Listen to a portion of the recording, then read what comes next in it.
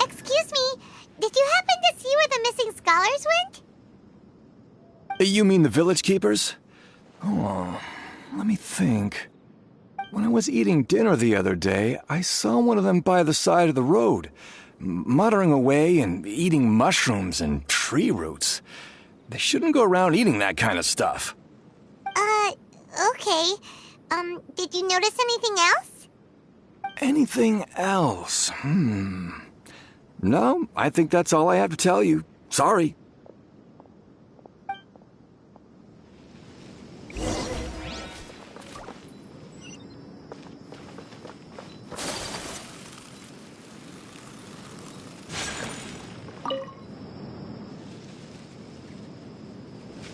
The scholars that have gone missing. Have you seen them? Those eyes. Those fierce eyes. You look like a real fighter.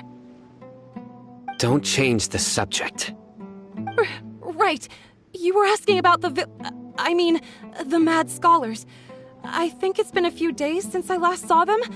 I usually go to bed pretty early, so I'm not too familiar with what goes on at night. But honestly, I feel quite sympathetic towards them. Even though they act a little strange, they've helped me in the past. If it weren't for them, my house would have collapsed long ago. Do you also think Grandpa and the others are good people? Grandpa? Oh, hello there. It's little Isak. You mean that nice man who looks like your grandpa's long-lost twin, right? He was actually the one who protected my house. I saw it with my own eyes. He happened to be staying near my house that day and was doing something with his hands on the ground. It still feels pretty surreal now that I think back on it. Did someone teach them how to do that? Well, whatever the case, I'll always be thankful to him and whoever taught him to look out for others.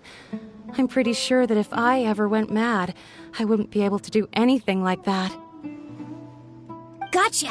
Thank you.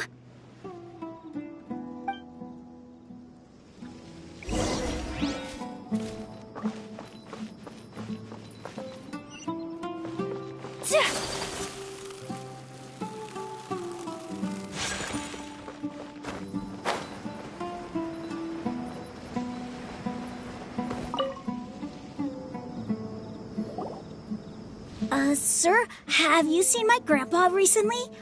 You know, the one who likes to sit and space out near the village entrance. Oh, well, if it isn't Isak. Oh, your grandpa, huh? It's been a while. The last time I saw him, he was spacing out by the road as usual. I went and asked him if he'd like any of the food I had prepared, despite my wife's protests. Like many people, she's really quite terrified of them. And speaking of my wife, she's still always complaining about how I don't make enough mora. That might explain why she's always mad at me. Oh, thank you. Thank you for taking care of him. It was nothing. You're looking for him, right? Did he go for a walk and get lost? Yeah. That's no good. Well, once you found him, come by my place again and I'll cook a little something for the both of you.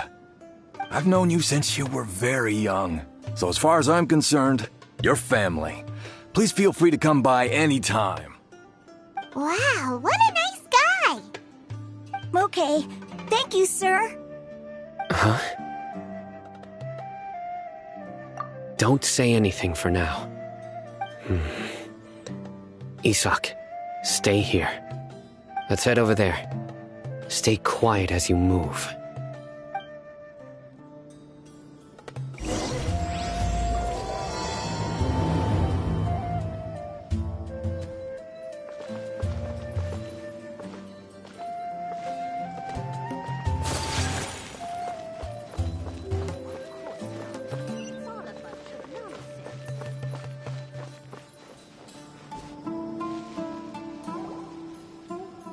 Listen, see if you can make out what they're saying.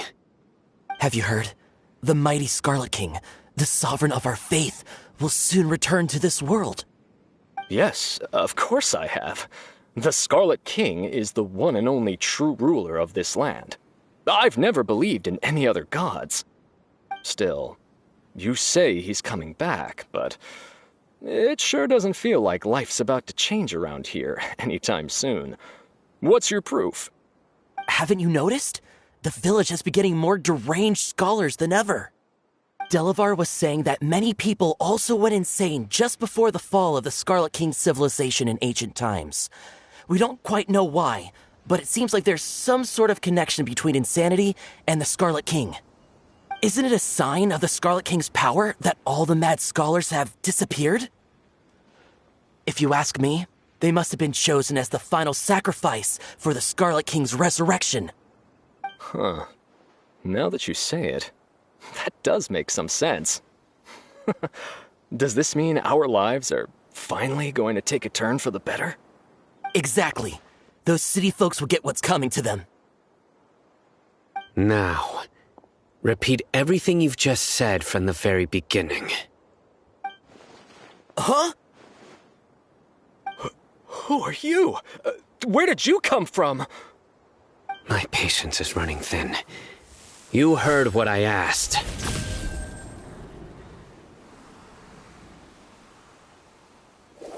Yeah! Bro, this guy's something else. Just look at his eyes. One wrong move, and he's gonna flay us alive. Let's not get on his bad side, okay? I am no match for this guy. Oh, okay, good sir. What is it you would like to know? Tell me about the Scarlet King's resurrection. Well, I only know a few things from hearsay. I went for a drink the other day and heard others talking about a rumor that the madmen will disappear and that the Scarlet King will return to this land. I'm not making this up, I swear! Hey, go on. Keep talking. It's true. It's all true, sir. We desert folk have had more than enough of those people at the academia. They keep sending us all their mad scholars and won't let us have a good life. Would you want to live like this if you were in our place? The radicals were even more thrilled than me when they heard the news. We're all praying for the Scarlet King's speedy return. Delavar also said that once the Scarlet King returns to our side, it's only a matter of time before we conquer the land on the other side of the wall. They're all willing to serve under the Scarlet King and fight for a share of the glory. Is that so? Seems like he still wants to know more. Keep talking. Got it. At first, I told myself it was just the drink talking, but then all the mad scholars vanished without a trace, just as the rumors said. Please don't beat me up just for mentioning these rumors. If I'm guilty, then everyone else around here is also guilty. I'm just saying what the others said. The people here really like the Scarlet King, but dislike the Dendro Archon. Where is this radical person you talked about? I haven't run into him over the past few days, so he probably hasn't been around the village. What about you, man? Have you seen him at all? No, not at all. We wouldn't dare lie to you. He's really not here right now. Sounds like you're not too close with the radicals. No, of course not. All we know are their names. I have many ways to stop you from talking, and many others to stop you from sending warning messages. So you'd best just stay home and hope I don't hear of you trying to contact anybody. Don't do anything until I've gotten to the bottom of this. Try something foolish, and even Candace won't be able to protect you. Yes, got it. We'll do just as you say. That scared Paimon half to death. Sino is pretty terrifying. He didn't try to reassure us at all. It's like he's used to hearing that. Oh, Paimon bets lots of people have told him that before. I heard that. Sorry. It's part of being a Matra. The rumor we heard just now seems like a strong lead, but we need to check a few more places. Very well. I'm here. Where's your grandpa's house? Well, I can take you there. Just follow me. Join the Aerolites and embrace a wonderful new life.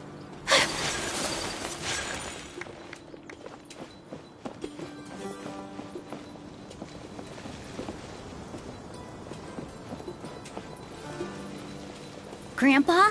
Oh, he likes to be alone. Sometimes he stares at the sky in a daze, and other times he just pokes at the ground with his fingers. Every now and then, he yells out at the top of his lungs, so a lot of people are really scared of him. But he's a good person, really. I know he is. I swear, he's just like my real grandpa.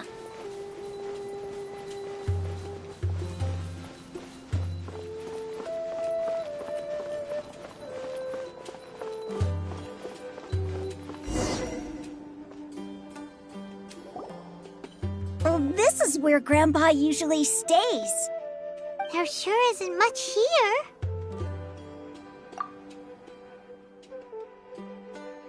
No. Incense? Please don't say it's the same one as before. But are you okay? Are you getting dizzy or need to lie down? There's a scent that you can sense, but I can't. A certain traveler here once passed out from that smell. Thankfully, Tighnari saved the day. And then he gave us a long lecture to explain all about how it worked. So, you know Tighnari? Huh? You know him too? Are you two friends? Yes. Now that I concentrate, I can also make out the scent of incense. Wait, surely Tighnari didn't lecture you too? No. No need. Did you first encounter this scent at Tighnari's house? In the forest. From a scholar.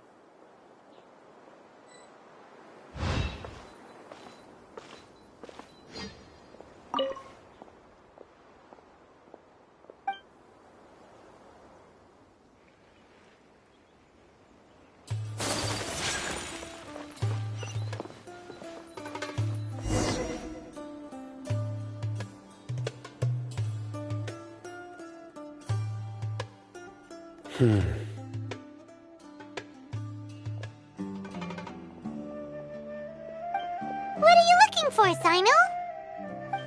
Here it is. Take a look right here. Paimon doesn't see anything. Although the traces have been completely buried in the sand, there are footprints here. From the size and shape, they belong to an adult male. This pattern is a common one from this area. Local shoes. This was probably someone from the village. The scent is quite faint, but still extant. The footprints head in the direction of the door. But who would come looking for Grandpa? He doesn't have any friends. We'd have to ask whoever lured him away with the incense. Huh? So you can lure someone away with just a scent? Hey! What's wrong with liking good food? Everyone's got something they love in life. Exactly. Most scholars are fond of incense, since the smell supposedly helps them clear their minds and discover new knowledge. Even deep within the clutches of madness, they still yearn for their knowledge-seeking days, and will follow the scent whenever it presents itself. No, Grandpa. So, someone's taking advantage of their weakness? Huh. Still, Why would anyone want to abduct all the scholars? Are the rumors really true? Could the disappearance of all the mad scholars have something to do with the radicals? It's highly likely.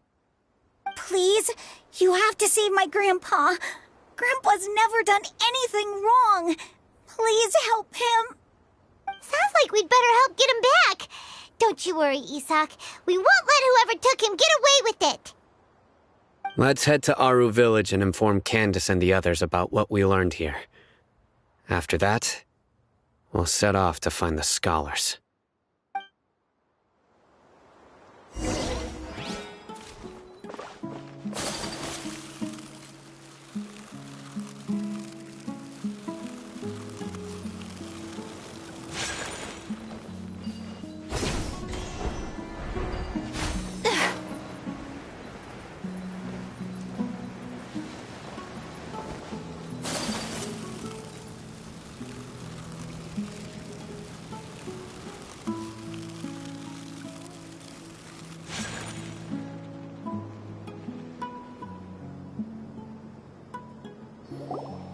Right.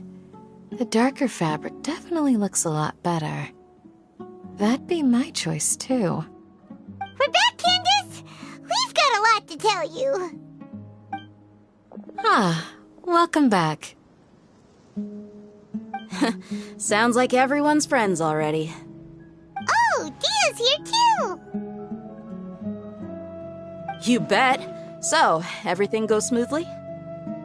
Reasonably. Alhaitham didn't go with you? We haven't seen him at all. Huh. I saw him around the village entrance earlier and figured he was investigating with you. I guess he must have gone off on his own.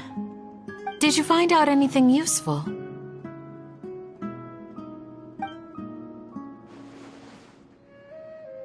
I see. So someone used a kind of incense to lead the exiled scholars away from the village.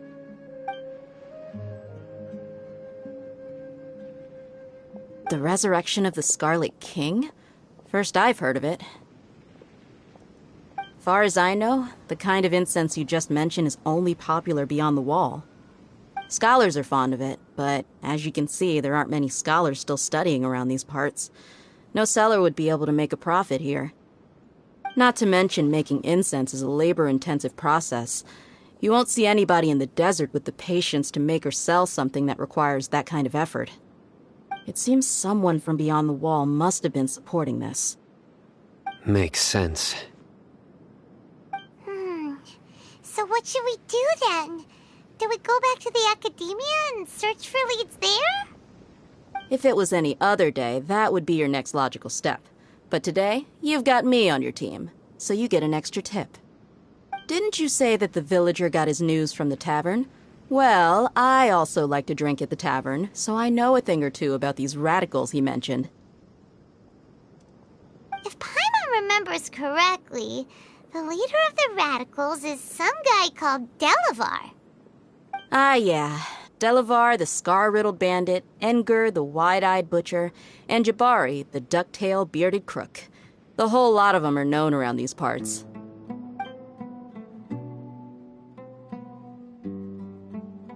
These guys have one thing in common, and that's being broke. The rougher life gets, the more they want to believe in the Scarlet King. Way they see it, the Scarlet King's resurrection is their only chance at overthrowing the academia. Throwing all of Sumeru into chaos is the only way to change the way of life here in the desert. Anyway, that's my guess why they've chosen to become radicals. Tia! You're amazing! You really know this place inside and out!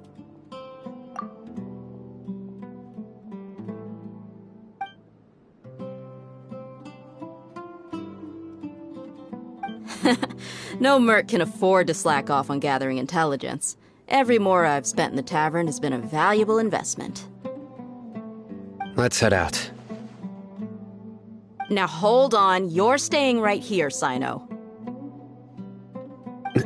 Why? Aru Village is not a big place. Outsiders stand out here like a sore thumb. I'd bet word about you has already gotten out. The desert is unforgiving, so the way of life here is also a lot tougher than on the outside of the wall. You survive on making connections out here.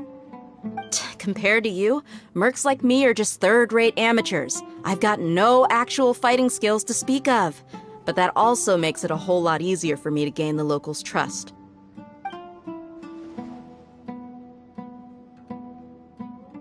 I need to go around and ask some questions, but it'll be difficult if you're with me. Fine. Good, then we've got a plan. The Traveler and Paimon will go to Caravan Rebirth with me, and we'll try our best to figure out where the mad scholars have been taken. Sino, you'll have to stay in the village and continue investigating on your own. All right, sounds like a plan.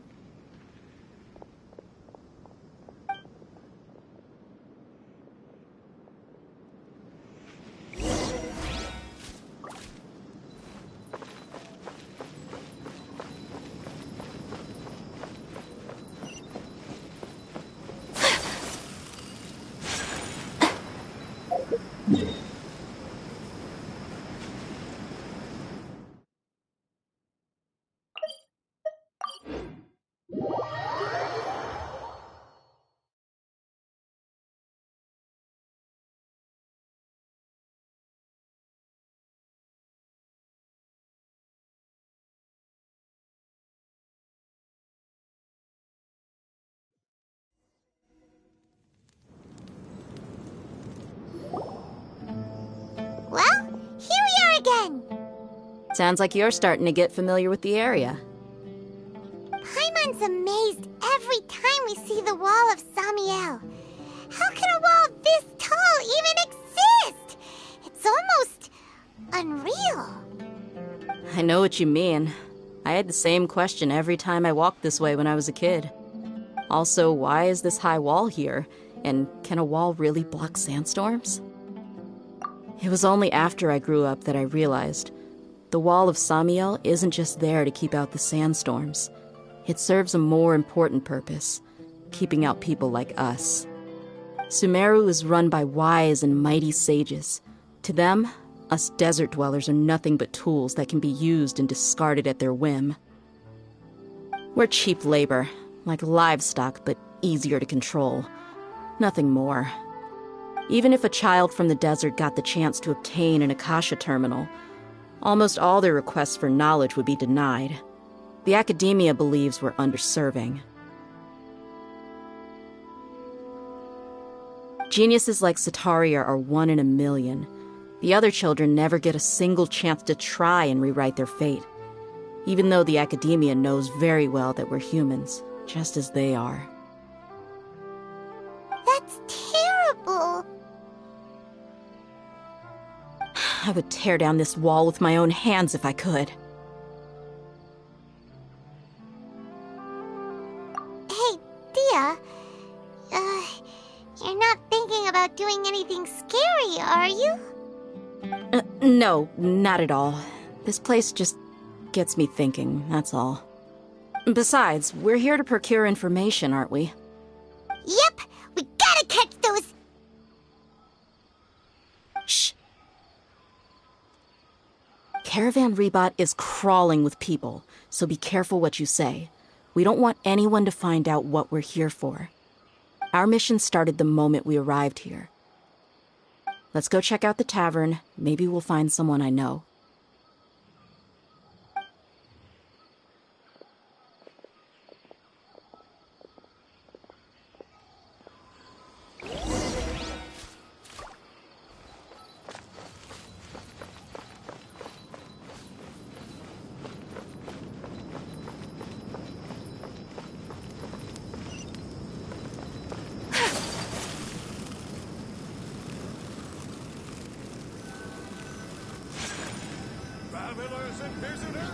Just our luck. None of them are here today. You mean, you don't see anyone you know? Dia, is that you? What a coincidence. You here for a drink too? Zaki. Finally, a friendly face. Oh, and who do you have with you here? Guests from another land?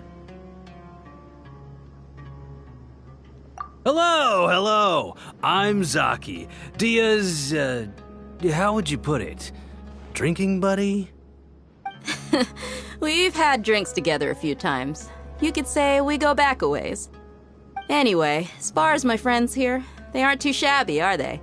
You rarely see any Outlanders so friendly and respectful nowadays. Absolutely. Much better than those people on the other side of the wall. So, Dia, are you looking for someone? Yeah. Have you seen Enger, Delavar, or Jabari recently? Of course I have. Matter of fact, we were all here drinking together just a few days ago. I've got a spice trading deal from another nation. I thought maybe Delavar and his friends might be interested. Know where I could find him? Ah, how thoughtful of you. Then I assume you also know that Delavar's been having a hard time making ends meet these days, so you came here to help him out? Hey, keep it down. Let's just say I prefer to keep this deal a secret. Y'all at Caravan Rebot are like family. If there's more to be made, why not do it together? Besides, Delavar and his friends have muscle. They'd be a good fit for escorting the goods. Yes, how considerate of you. Delavar's my friend too, so of course I can take you to him. Come with me.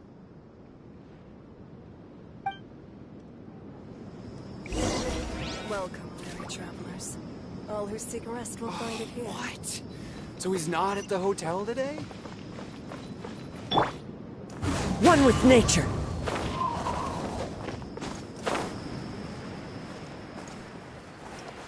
Time to go.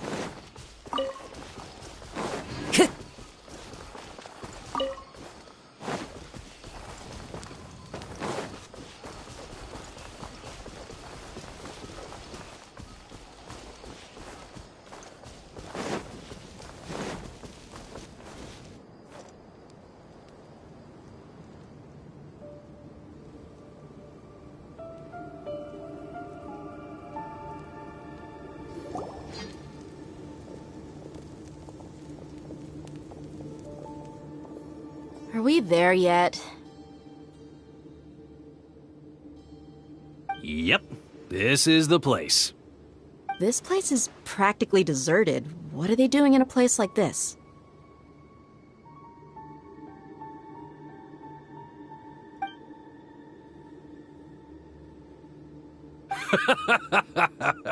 Why don't you take a guess? Go on, a wild stab in the dark. You're like lambs to the slaughter. Oh no! It's an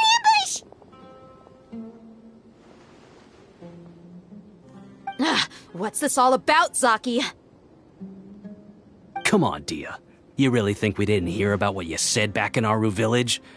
The boys have kept a close eye on you from the moment you set foot there. Not only do I know that you're looking for Delavar, I also know that you've teamed up with people from the Academia to look for the missing scholars. So, you've been watching us from the very beginning? Uh-oh. Paimon knew leaving Sino behind was a mistake! And you left the strongest one in the village, didn't you? Who do you think you are? You really thought we'd fall for your little business deal nonsense? So you and Delavar have been partners all along. Dia, I guess it's only natural for a traveling mercenary like you to be out of the loop. Those of us who hang around the tavern have stronger bonds than you think. But you got one thing right. We're all looking forward to an uprising in Sumeru. There's nothing more we'd like to see than the desert folk overthrowing the Academia. If that's the case, then I'm sure Delavar wouldn't miss a second of it. I'll be honest with you. If it weren't for what you said in the village, your little monologue about the Wall of Samiel would have convinced me that you're one of us. Delavar. And Enger, you're here too, huh? Long time no see, Miss Mercenary. You should have known the traitors are what us followers of the Scarlet King despise the most. Dia, I thought that you, a fellow desert dweller, would understand that the Scarlet King is greater than the Dendro Archon. Little did I know, you don't deserve to join us. Yeah, gee, what a missed opportunity. Adopting radical views and kidnapping innocent scholars, all because of some baseless rumors. Anything else I'm missing out on? See? There you have it. Mercenaries are just a bunch of faithless scum with only one thing on their minds. Mora. Pathetic. You're all like a pack of street rats. You're not wrong. Mercenaries are driven by Mora, and my faith lies with whoever's paying me. As long as there's a profit to be made, anyone can become my friend. Enough talking! Get him!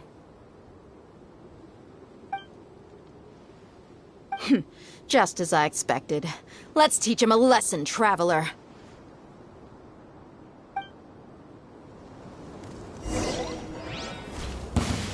Just following orders. Now you shall perish!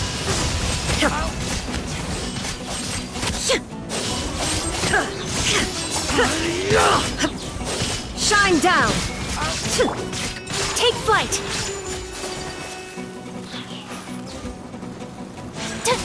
Need more.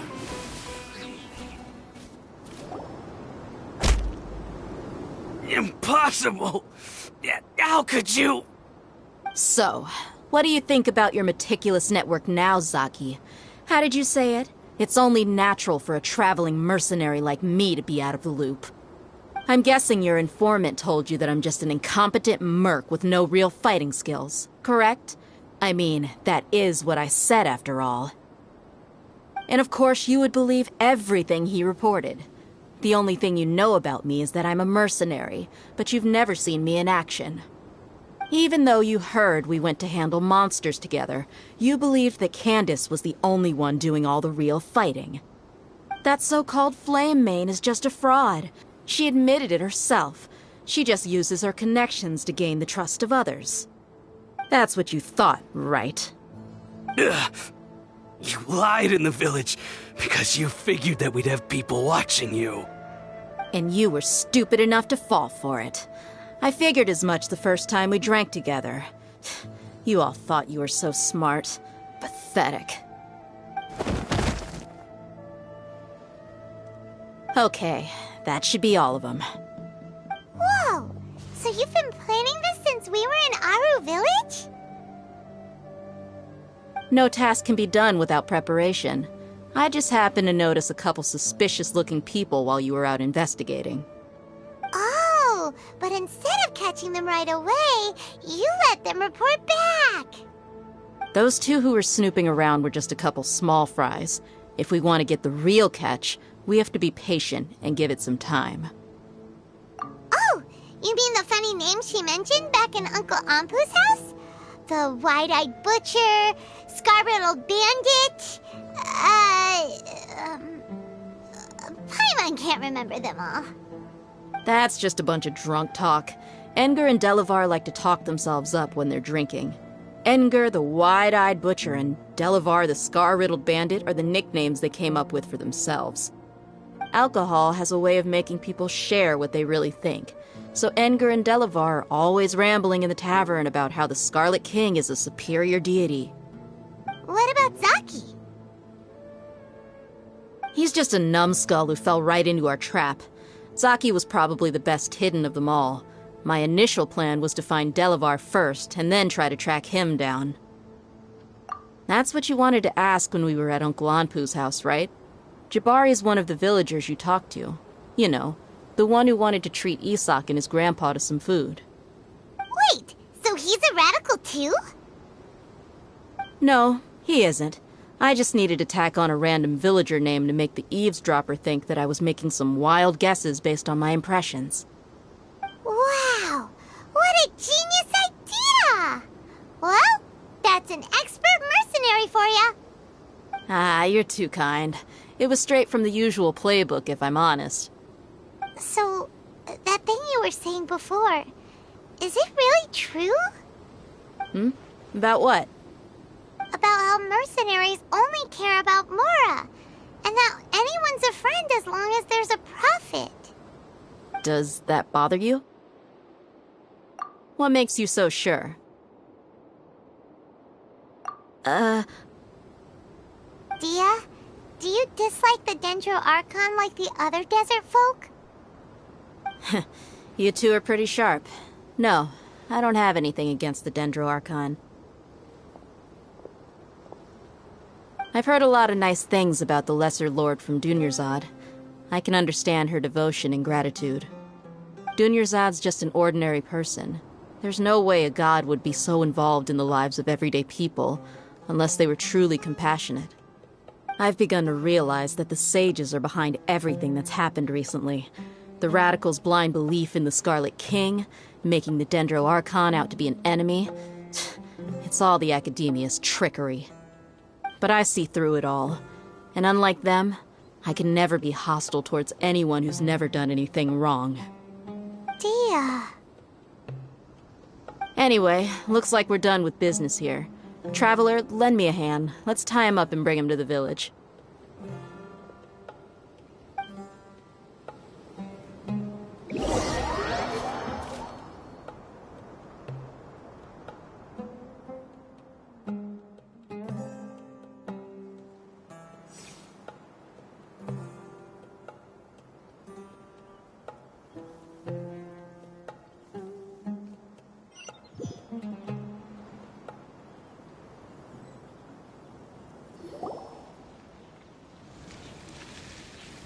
This should be all of them.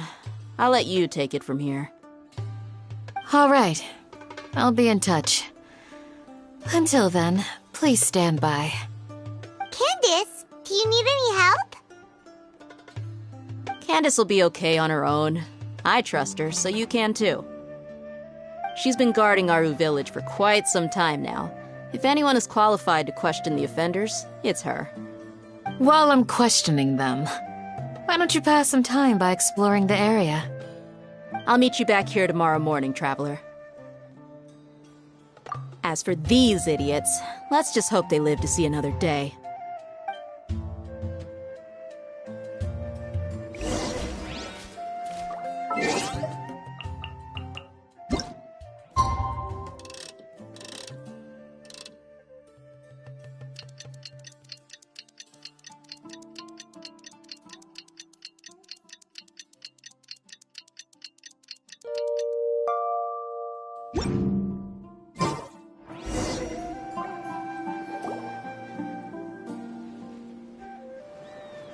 Hey, Dia! Right on time. We'll know any moment now. Paimon's been wondering. You seem to know Candace pretty well. Have you been friends for a long time? We've known each other for some time now. She's a pretty interesting person. Even though she's an extremely strong warrior, she never misuses her powers against others. Oh, Paimon knows what you mean. Like a lot of martial artists say, never take the fight outside the ring. Yep, I guess you can put it that way. It takes strong convictions to be as dedicated as she is, and shoulder that kind of responsibility. Us mercs, on the other hand, we pretty much live from one day to the next. Well, Paimon thinks you're great, too. Really? Thanks for that.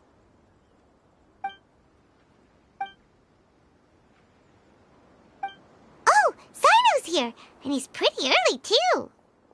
Yes. I was here yesterday to help out a little. To help out? By doing what? Sharing some interrogation techniques. Oh, you mean you taught Candace some more persuasive methods? Right. Come on in, everyone. Come on, let's go inside.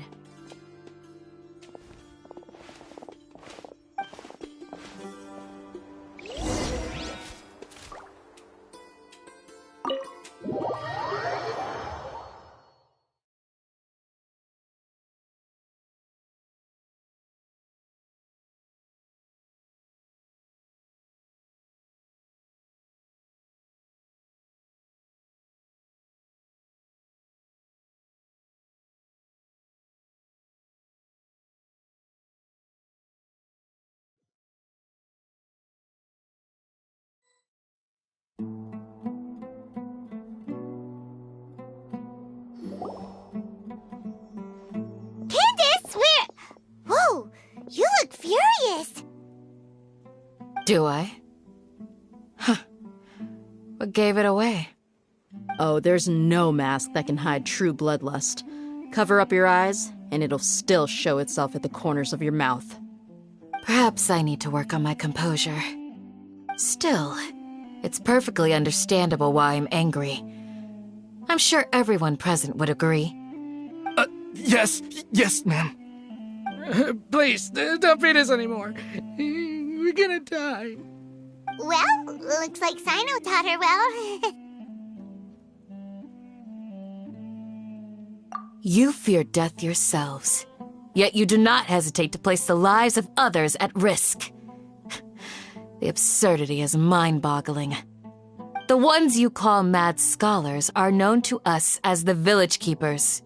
They are vital members of our community, and some even count them as family. You come here, to my village, and you treat my people as nothing more than stepping stones towards your goal. Tell me, what would you do to you in my position? Mercy! Please, have mercy! You've made your bed. We may both be desert dwellers, but there is one thing that I understand better than you. The resurrection of the Scarlet King will only result in war.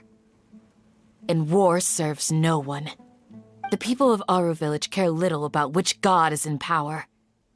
Life may be tough and tiring, but we wish to preserve our way of life. A war would only cause us to lose all that we have.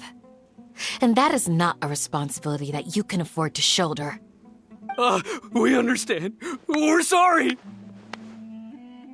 I'll tell you everything I know. Please, just let us go. I'm listening. You might not believe this, but it wasn't us who came up with this idea. Someone was spreading rumors in the tavern. That's how we ended up hearing about the Scarlet King's resurrection. Some mystery man told us that mad scholars will make the perfect sacrifice to usher in the Scarlet King's resurrection. They give their lives, and we can get anything we wish for. They're called Village Keepers. Slip up again, and you'll regret it. Yes, sorry. It was all that mystery man's doing. He told us to spread word about the Scarlet King's resurrection and talked us into helping him. In return, he said he'll help facilitate the resurrection process. I'm not sure. That's one. Huh? One what? Strike. You get a total of 3. Then, you die by my hand.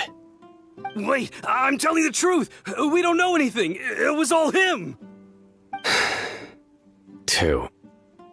He got us to lure them out of their houses in the night with some kind of incense. We take them to a junction outside the village. Then the mystery guy takes them from there. You gotta believe me, please. I'm telling the truth, I swear. Just ask them if you don't believe me. That was indeed the truth. Traveler, go on.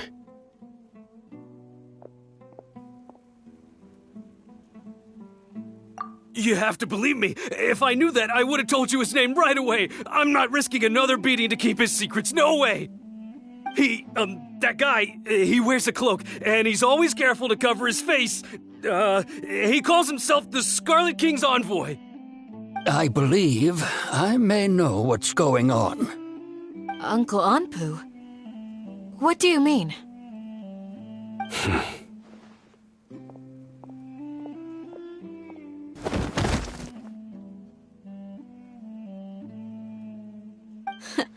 Smooth. Okay, speak. If my suspicions are correct, this mystery man they speak of could be from the academia. Some time ago, people from the academia attempted to take the village keepers away. I refused, insisting that they are part of our community. It strikes me now that this secretive character shares the same goal they had. Which means it's highly likely that the Academia was purposely spreading a false rumor to trick the radicals into delivering the village keepers right into their hands. They were the ones who brought them here to begin with. Now they're trying to take them back? We aren't gonna let that happen. Not the Academia again. Just as I thought. But what could they want with the village keepers? People are nothing but tools in the eyes of the Academia. A change in their plans likely means they found another way to exploit the scholars. Regardless, our top priority now is locating the village keepers. You're right. Isak is still waiting for news on his grandpa. Time to go. Let's leave the village and try to track them down. Yes. Pack up and get ready to leave. You got it. Candace, I'll let you deal with the radicals. Leave everything outside the village to us. All right. Let's meet back here once everyone's ready.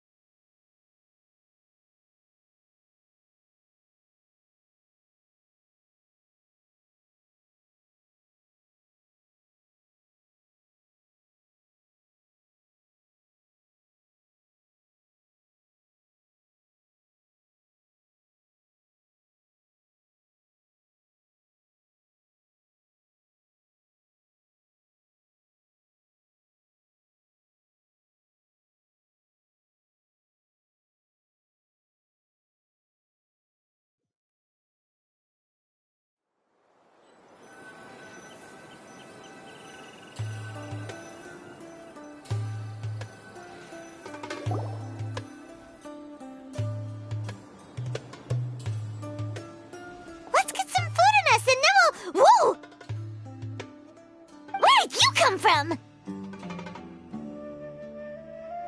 Well, as you can see, I am merely sitting here and reviewing what we have deduced thus far. You were gone for ages, and now you're suddenly sitting here musing to yourself?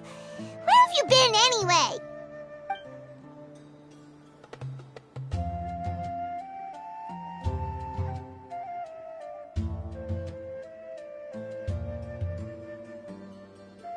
Hey, what's with the silence?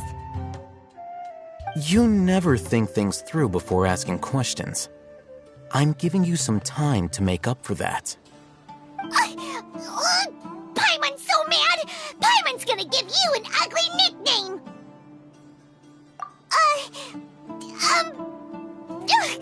Never mind. Paimon's got nothing.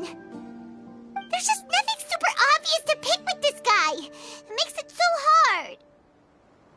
Well, you've heard nothing to suggest I left this whole time. So clearly, I stayed in the village to investigate. Anyway, you plan to leave Aru village and keep searching for the truth of this matter, yes? Yep. We're not gonna find out anything more by staying here, so we thought that we might as well take the search elsewhere.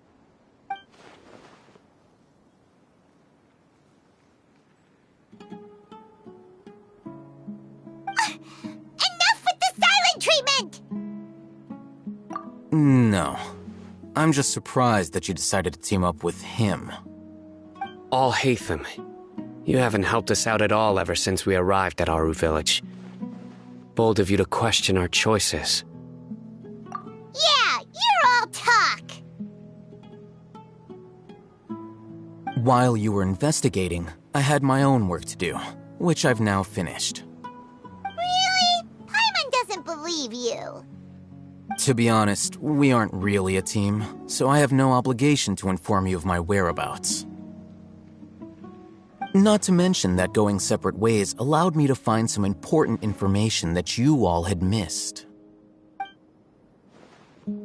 Huh? Right here in the village? Correct. What did you learn? I'm going to take you to someone. But before that, you need to understand where she's coming from. What does that mean?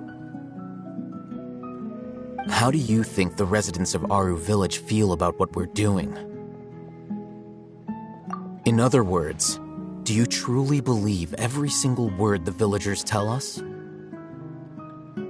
You mean some of them lied to us?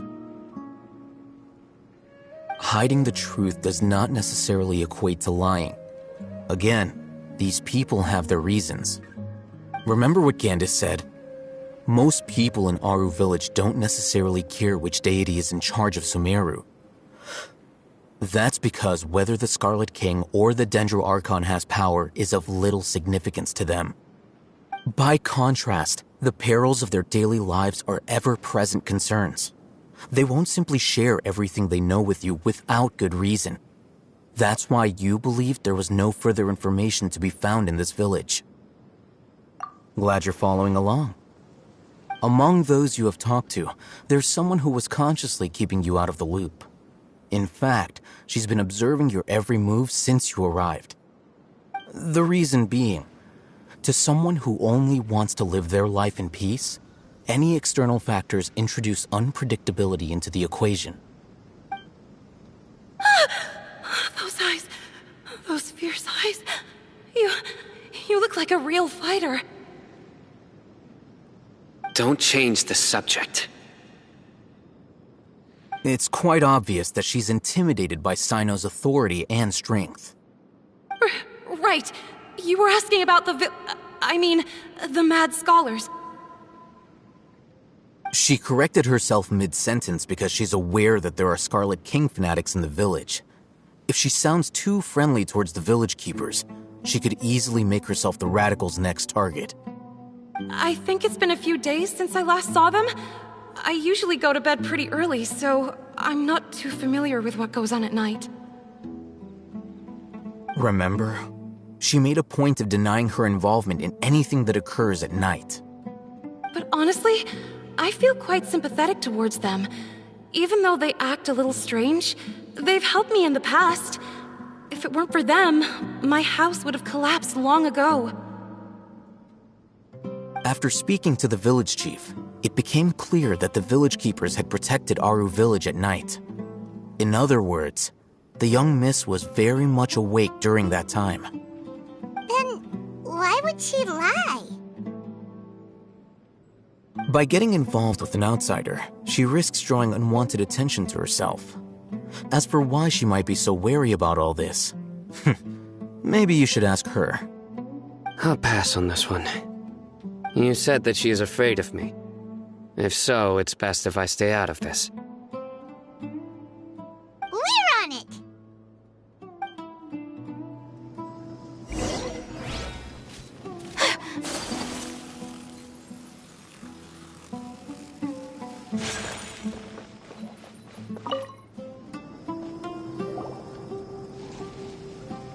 Miss Shawnee, as we discussed earlier, I've brought someone with me. Mr. Alhaitham, I'm aware of where you stand, but how can I make sure that your friends think the same as you? Huh? What do you mean? We need to clarify our stance or something? Go ahead and talk to her.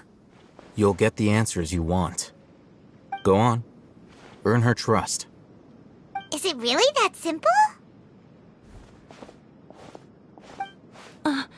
May I call you Traveler? Hi, Traveler. I want to ask you something. Do you think the resurrection of the Scarlet King can truly change Sumeru for the better?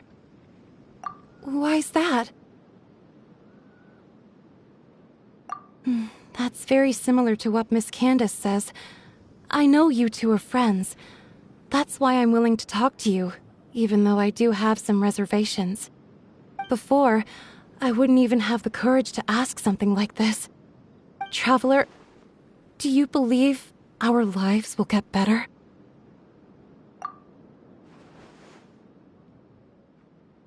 Yeah! We another nation, so it isn't wrong of you to be weary. And we aren't really residents of any one nation. But even so, we've met lots of people from different places, and we've always fought for what we believed in. We have friends in Sumeru, and we want to help them. That's why we decided to stay here for a while.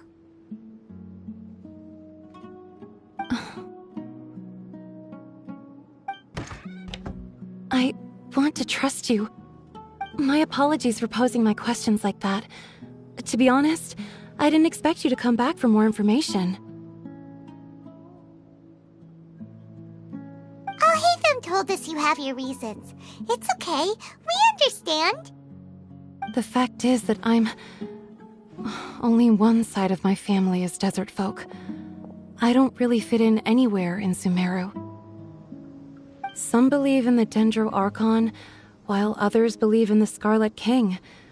I don't belong to either side, and neither side would want me. Speaking of which, the radicals mentioned that they despise traitors. Do they just think that anyone who's different from them is a traitor? Yeah. Some people can be so narrow-minded when it comes to bloodline and beliefs. It makes no difference what I say or how I behave. I'll always be suspected of having ulterior motives. Slowly, I just stopped talking to people. I pretended not to hear or see anything. All I want is to live my life in peace. And then it happened. The village keepers who had helped me disappeared with no explanation, and I didn't dare breathe a word about it to anyone. Until now. You can tell them. I'm sure she'll keep your secret. All right. I'll tell you what I told Alhaitham. I actually have a sharper sense of hearing than most. Sometimes, I hear strange crying sounds in the night. There are ghosts? Perhaps. I'm not sure. It's faint, but it's definitely the sound of crying. It comes from far away in the distance, and always carries very raw emotion. It used to be louder and more frequent, but ever since you arrived in the village, it doesn't seem to happen as often, and when it does, it's much quieter. I have to focus really hard to make it out. I confirmed this with the guards on night duty. They also have someone with a good ear, and he's heard similar sounds at night. But because we're in the middle of a desert, he would rather believe that they are the cries of beasts than ghosts. There's really nothing around these parts, except for an old hospital not far from the village. I think they used to use it for treating Elazar, but it's been abandoned for years. Yeah, let's go!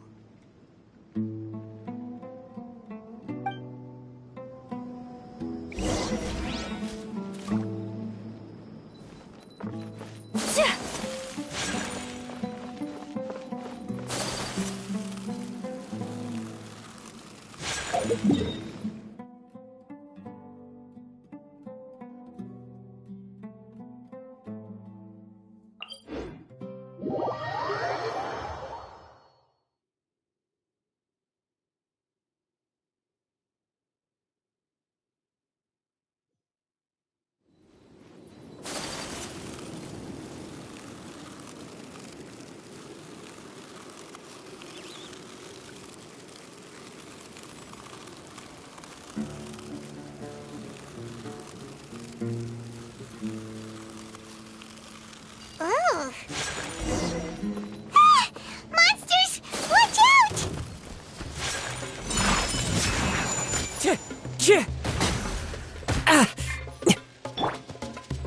Gather! Whirling snow! Wind Strider! Time to go. Fallen leaves, adorn my night! Torn to oblivion! Illusion shattered! They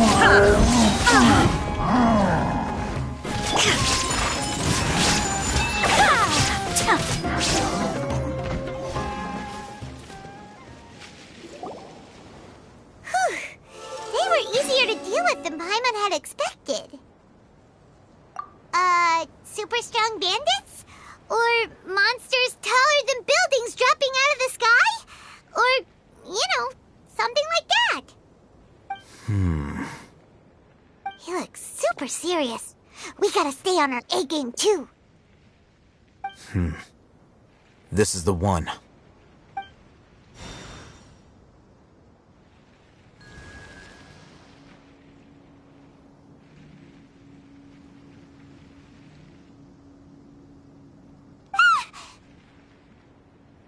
Let's go in and take a look.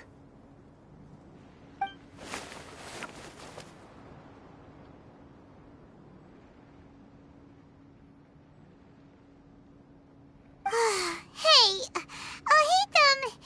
we haven't found squat. Are you sure we aren't wasting our time here? Patience. Shawnee says she only hears the crying at night. We have time to burn. Until then, I'm taking a break. And just like that, he sits down. Wait, he even brought a book to read? What are you reading? Let Paimon see! Okay, sure.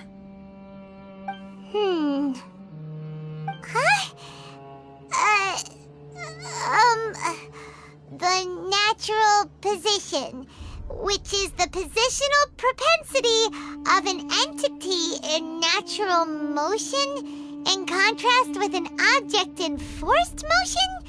Huh? When free from external influences, every entity displays the tendency to follow its natural trajectory? So, you got that?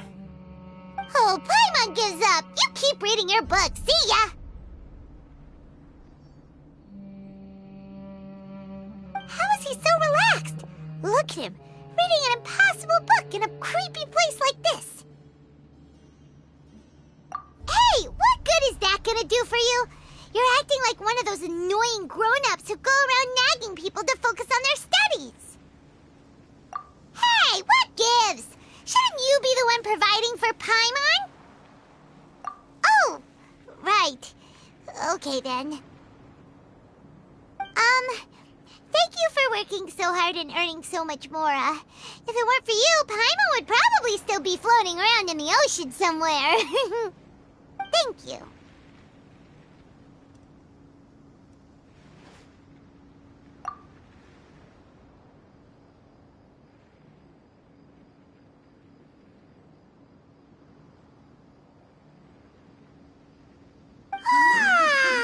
Paimon's getting so sleepy. Huh? What was that sound? There it is. It's coming from that direction.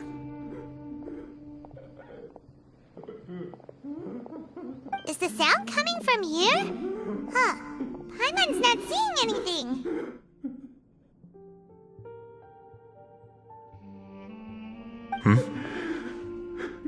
It's from below. But there's no way we can get down there. Something is off about the interior here.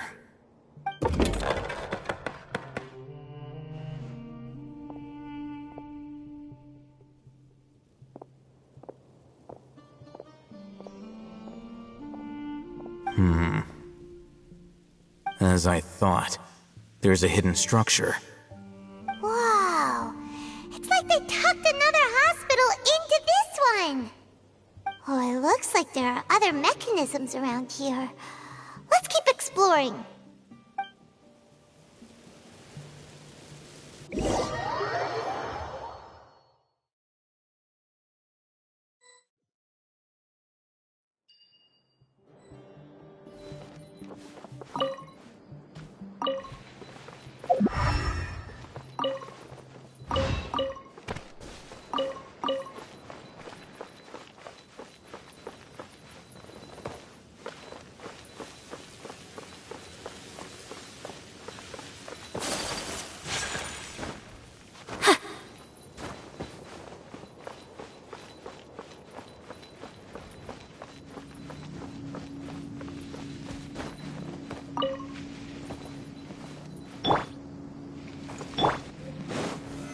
Solidify!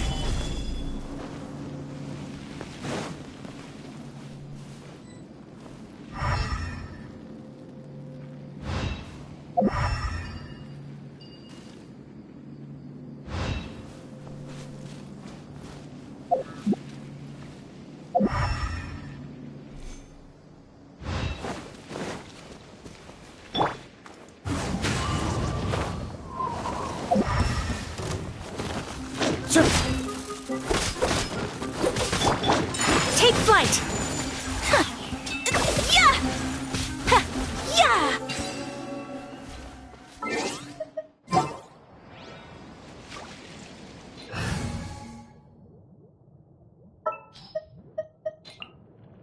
There's still a long road ahead.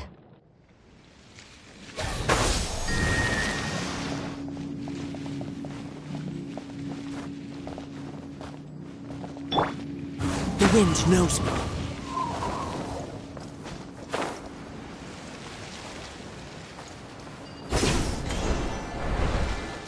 I follow the wind.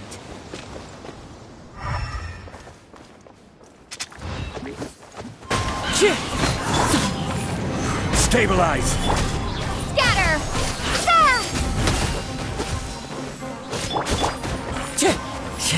Ah! Propagate! Wind Strider! Solidify!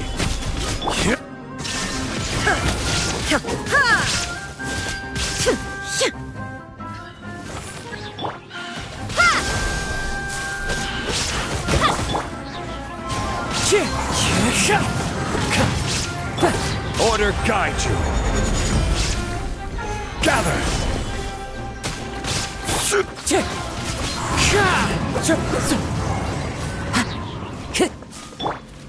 Propagate!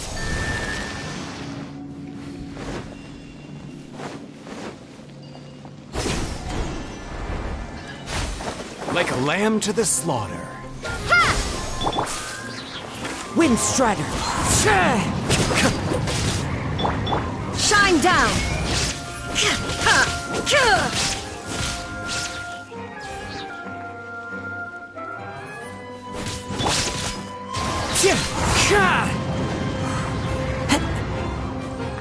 Time to go.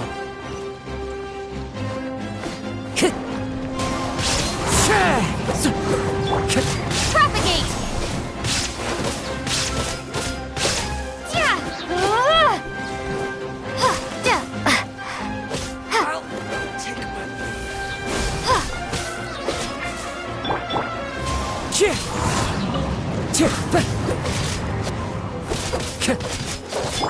Illusion shattered! How heartless.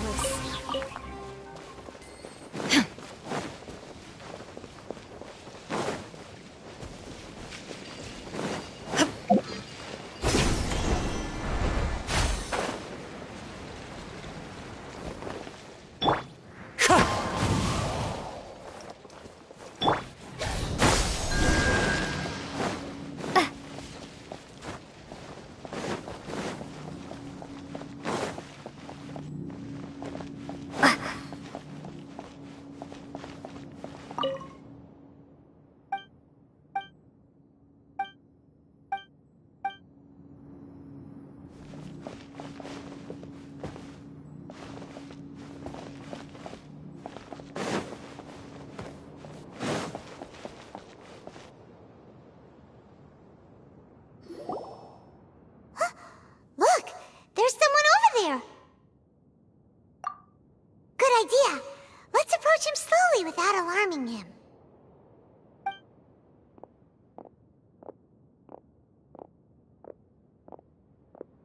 Wait.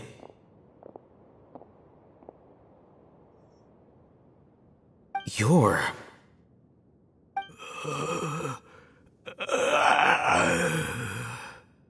He can't speak, and his eyes are unfocused.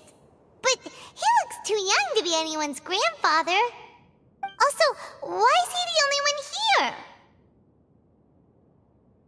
Didn't expect to see him here. You know him? He's Razak, a senior of mine at the Academia. He's a scholar too? Is he the kind that holes up in a forest and mumbles stuff about training? No. And that's the problem. Rizak was never involved in any of those things. He never trained in the forest, let alone reach Satyavada life. Leaving that question aside for the moment, him being here alone means that we might be too late. Looks like they've already taken everyone away. For whatever reason, they left Rizak here. Perhaps they simply didn't have time to come back for him. There are drag marks on the ground. They're clearer by the doorway. Someone was forcefully drawing a cart that was loaded with something heavy. Loaded with people? That is one possibility. It looks like they were in a hurry, as if they were afraid of being caught. In their haste, they failed to notice Rizak hiding in a corner.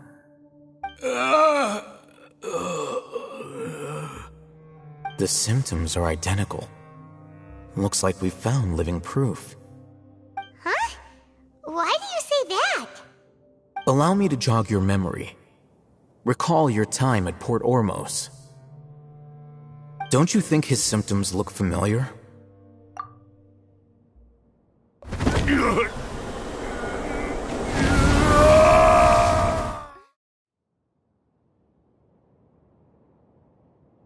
Oh, now that you mention it, they're acting the same way. Correct.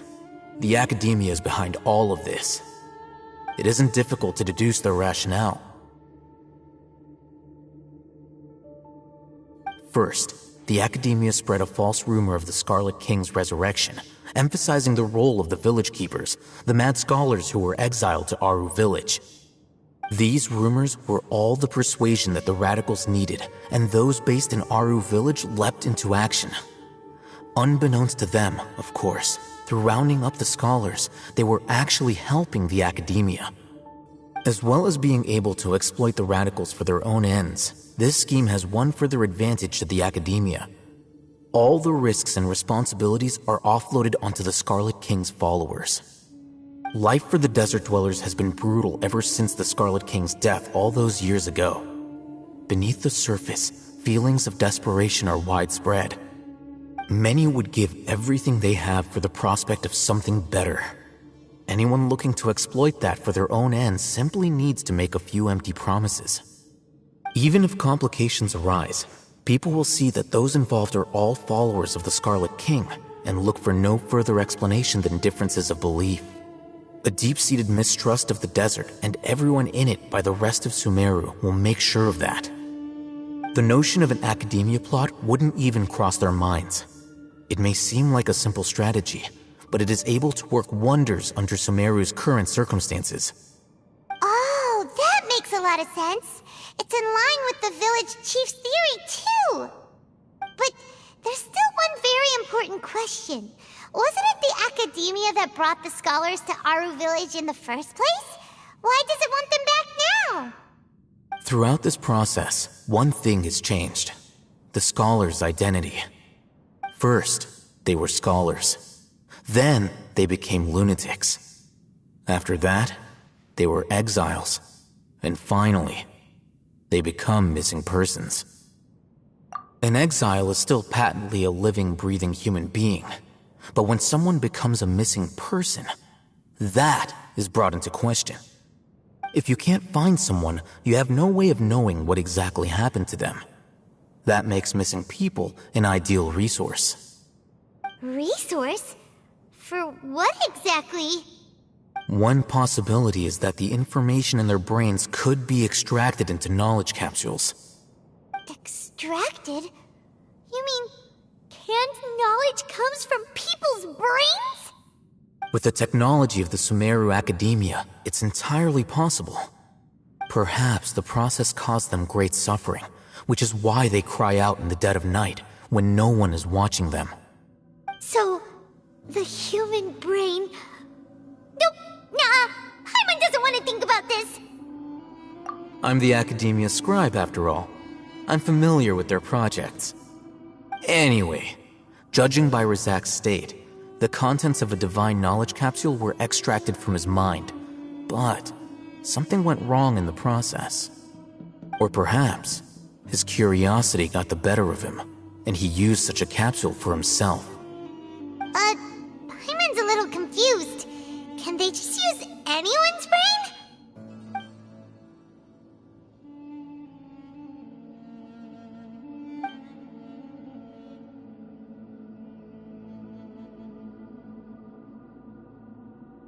The look on your face tells me you've realized the answer. That's right. To some scholars, gaining knowledge about the gods is their entire life's pursuit. Extracting canned knowledge is just one of the extreme measures they turn to. However, I can't help but wonder, what do they seek to gain from divine knowledge? The academia is going out of their way to look for forbidden knowledge, but what is their ultimate goal?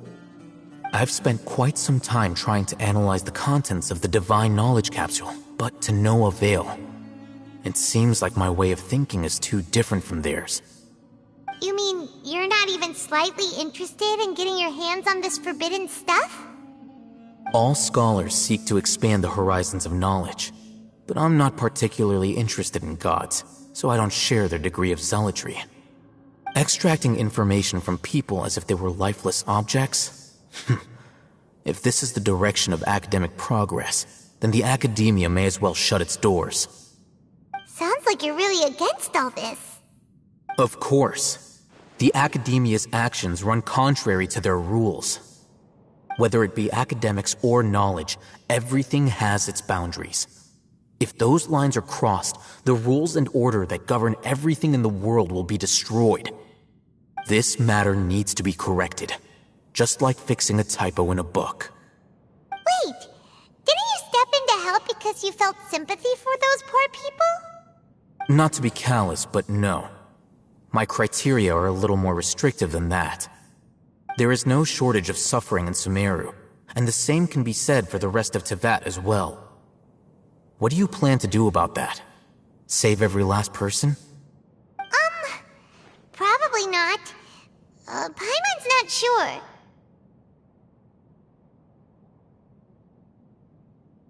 You can say that. Simply put, I don't blindly place my faith into strength or heroism. I do what I want. The divine knowledge capsule is something I want to investigate in full. That doesn't mean I'm willing to take action for the sake of a few strangers.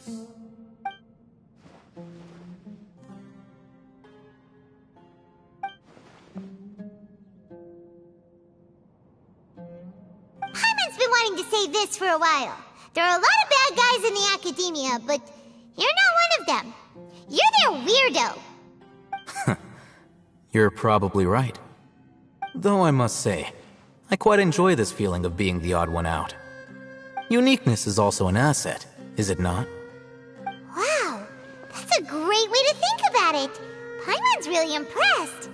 If only Miss Shani had a similar mindset, her life would definitely be a lot easier. I'm just a more likable person than her in general. There's nothing more to it than that.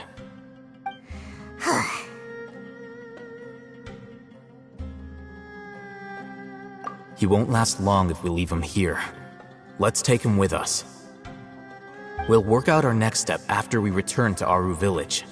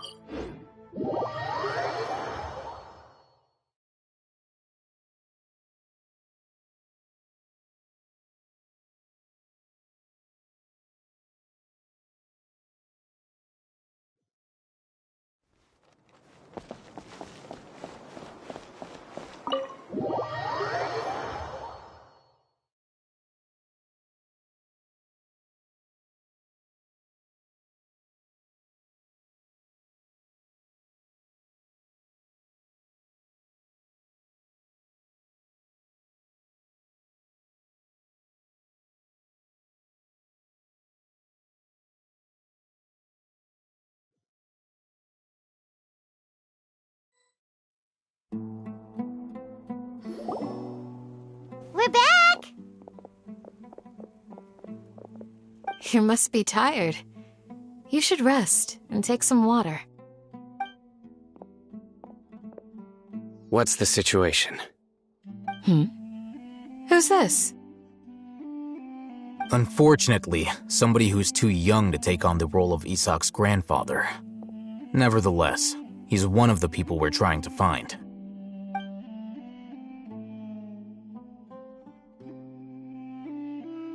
So, at one point in time, the abandoned Elazar Hospital served as the Academia's site for extracting divine cant knowledge.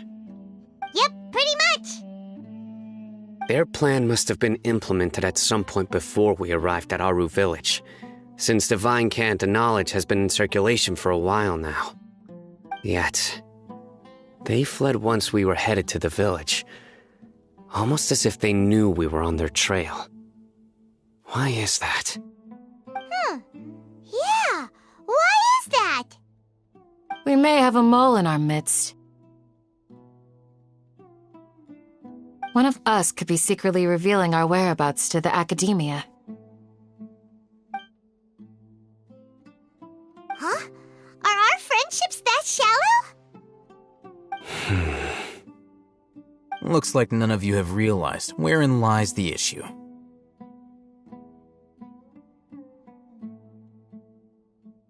Sino, you're the reason why they can predict our movements. Wait, what's that supposed to mean? Choose your next words very carefully. It is simply a logical inference. I have my reasons. So what you're saying is, Sino's the mole. Interesting. And here I thought you were the most suspicious one, Alhaitham, since you were always acting alone. I know. You have a point, but I realized something as we were returning from the hospital. Sino isn't like any of us. What are you trying to say? Do you still remember who you are, General Mahamatra? As a Matra, you are no doubt privy to certain kinds of information. Before you can take action against someone, you are required to have all the facts available, including the less than savory details. Simply put, the Academia has traditionally allowed you access to a wealth of sensitive information. Knowing their modus operandi, wouldn't you expect them to take precautions against you? If you want to raise a vicious wolf, you need to make sure that you can avoid its bite. The Academia is monitoring me? It's not that simple. The Academia has eyes all over Sumeru, but they have a special protocol for dealing with you. Every so often comes a Nyagarbaha Day. On this day, the Academia enters new information into the Akasha through knowledge capsules. I remember seeing a thick notebook next to the control panel once. Its contents were all about the General Mahamatra, his activities throughout the day, preferred methods of enacting judgment, everything. You're saying that the Academia entered my information into the Akasha too? But what's the point in doing that? My actions aren't important enough to be added into the Akasha. The Akasha is capable of computation. The Akasha's algorithms are entirely capable of predicting your movements using the data entered, when you would depart, the route you would follow, your destination. It knew all of this. It predicted my every move. The Academia has been watching you longer than you think.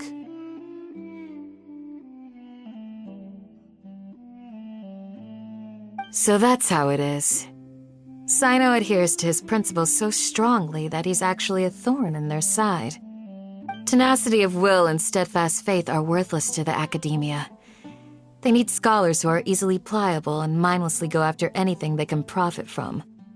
Sino, don't take it to heart. This just proves how much of a trustworthy ally you are. They escaped because of me. Don't blame yourself. It's not like any of us would have known. I have an idea. If they predicted my movements, then I might be able to guess where they went. Whoa, you bounced back fast. There is always an opportunity for safety after danger passes. Oh, so that's how it is! Paimon gets it now! If the Academia is trying to avoid Sino, then the safest place would be... Yep, that's right! They'll want to proceed in the direction opposite of where I'm going.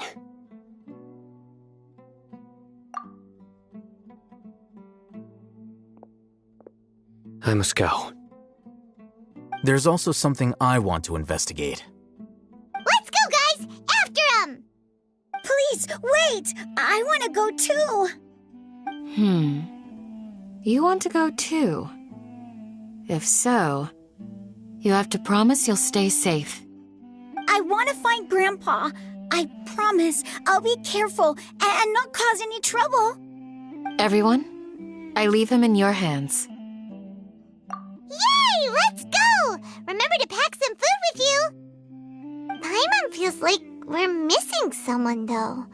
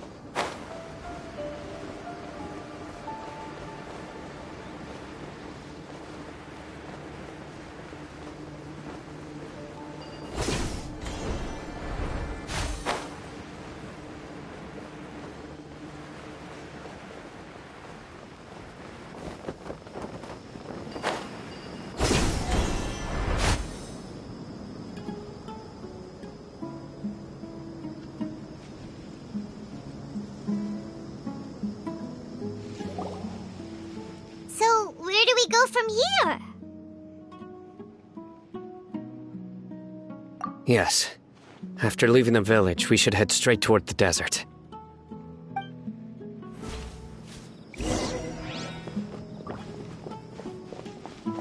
I know the desert like the back of my hand.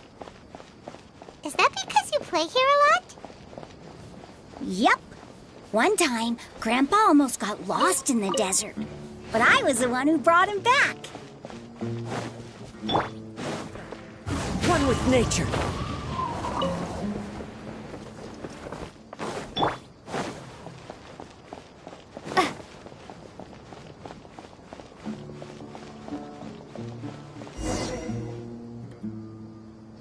There's something here. What's this?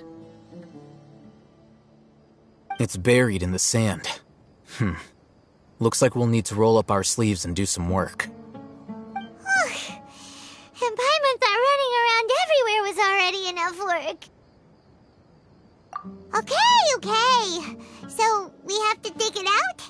Whatever's down there looks like it's buried really deep.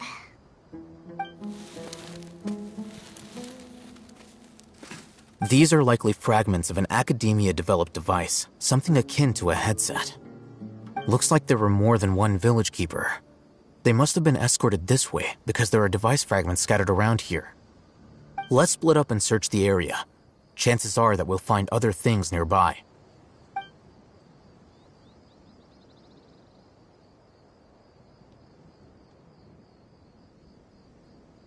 Is this what we're searching for? It looks kind of scary. This is definitely a device used to extract divine knowledge. How did it end up buried in the sand? That can't have been part of the plan. They must have been attacked along the way. Wait, what? Grandpa, I hope you're okay. Don't worry, your grandpa's gonna be fine. Razak didn't display any signs of starvation or dehydration, which means that they left fairly recently. We should be able to catch up. One more thing. Given that the device had been entirely covered by sand, I believe the attack must have happened prior to the sandstorm. Let's keep going. They can't have gone far.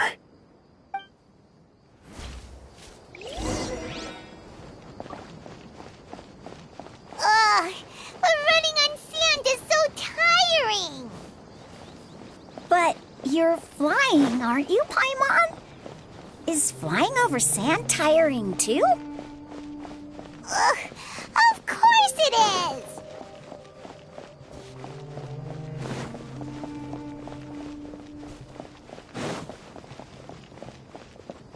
Voices, over there. It sounds like an argument. Whoa, you have really good ears.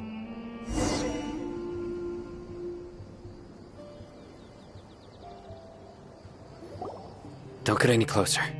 They'll notice us. Dia's talking with the Eremites? Very interesting. Let's listen in. If you had informed me sooner, there'd be plenty of room for us to... You're one of us. We would never lie. Scholars. You don't know as much as I do.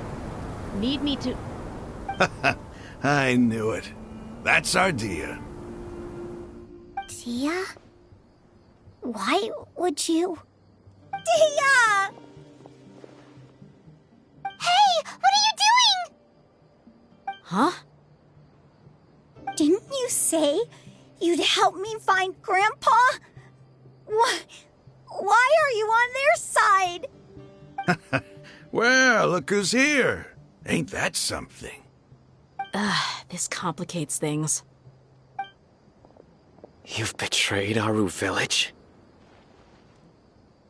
So, this is the great General Mahamatra. Dear, you'd be better off as my assistant than hanging around with this motley crew. Seen for yourself, I have the means and methods, and my ideals are far more admirable than theirs. I'm not the type that's easily swayed, Raman. You of all people should know that. Wait, what's going on, Dia? Whose side are you on here? Shut it, Paimon. It doesn't matter. Whichever side you pick, nothing could deter us from the grand mission of resurrecting the Scarlet King. Once our Lord of Old returns to this land, we will have a new beginning. Face the facts, Raman. It's not gonna happen. You should understand that more than anyone. Have all your years as a merc taught you nothing about placing hopes in a ruler?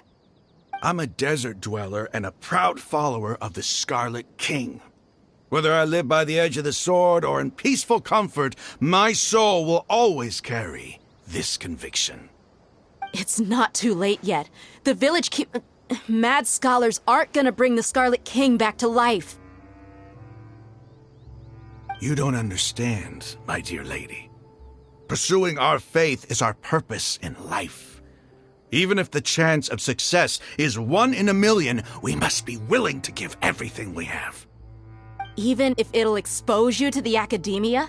Even if they end up disbanding the Eremites, your Eremites, which you've worked so hard for all these years? Yes. We've waited a long time for this day to come. The sun and the moon no longer shine here. All you see now is cracks in this desiccated land. But fate has finally dealt me a hand to play against the Academia. With these scholars in our custody, we'll stomp the Academia's forces and fight our way beyond the wall of Samiel. Ridiculous. Think about it. The Academia controls the entirety of Sumeru. Your powers are negligible in comparison. If you still don't believe me, then try asking these two men. They're also against the Academia, but neither of them are as arrogant as you are. They look more like pawns of the Academia to me. Why would I listen to anything the people of Greater Lord Rukkhadevata have to say? Filthy traitors. Your god abandoned all honor and betrayed the Scarlet King. We desert dwellers will never trust the likes of you. It's impossible to communicate with someone so hostile. Perhaps we should. Do you really believe that by kidnapping the scholars, you'll be able to negotiate with the Academia? These people have no value as bargaining chips, but I could be persuaded to take their place as your next hostage. These scholars were exiled from the Academia. I, on the other hand, am their current scribe, and will be a much greater asset to you. Wait, you can't be serious. So, you want to trade places with the hostages, do you? Precisely. Any wise person would gladly accept my offer. What are you thinking? What if they decide to kill you instead? Well, that would be bad luck for me. However, I'd get the chance to observe the scholars, perhaps even find out the truth. Think you can talk me over with that confident look of yours? I'm not trying to persuade you. I'm using this as a means of joining forces against the Academia. You are the scribe. What do you have against the Academia? Not all desert dwellers believe in the Scarlet King, and the same applies to the Academia. Why must all knowledge seekers approve of the Academia's way of doing things?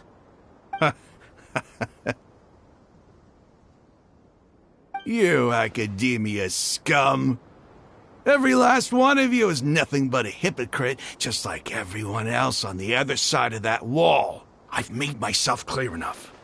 I won't listen to another word from the Dendro Archon's people. Not so fast. I'll hate them. Do you stand by everything you just said? I never make empty promises. You know you're making a dangerous decision, right? I do. Good. Raman, hear me out. These people are my friends. Maybe you can't take the followers of the Dendro Archon at their word, but what about me? Do you trust me? We've known each other for years. Of course I do. In that case, I'm willing to vouch for their honesty with my right arm. Come on, Raman, don't be a coward. If you're serious about taking on the Academia, you need to steel yourself. You can't be afraid. An arm from the Flame Mane. You've piqued my interest. But what if you refuse to oblige? What should I do then? No one's a fool here, Dia. We're mercs. And mercs don't tend to live long unless they have their wits about them. You're not wrong, but this is different. I promised my friends that we'd bring back the village keepers together.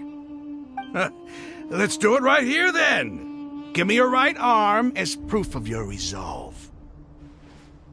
Don't listen to him! He's not even trying to negotiate! He just wants to make things more difficult! That's fine. Are you crazy? We came here to save lives. One arm for that many people is still a pretty good deal, if you ask me.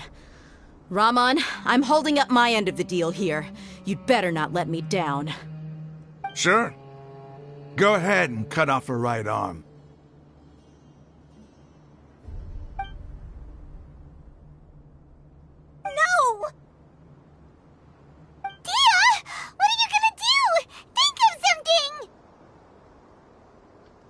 You don't have to go this far. That's not for you to decide. Do it!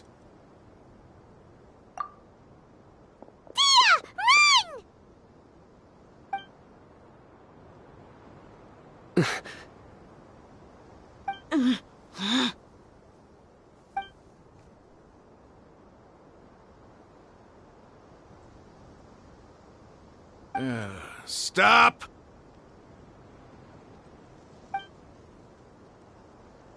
What's wrong? Can't do it? Flame Mane, you and I are both desert folk. Cutting off your arm is no different than cutting off my own fingers. Where's the sense in cutting my own kin to pieces? You've shown me that you're serious. Go on now, take your friends and leave. Meet me in the desert at noon tomorrow.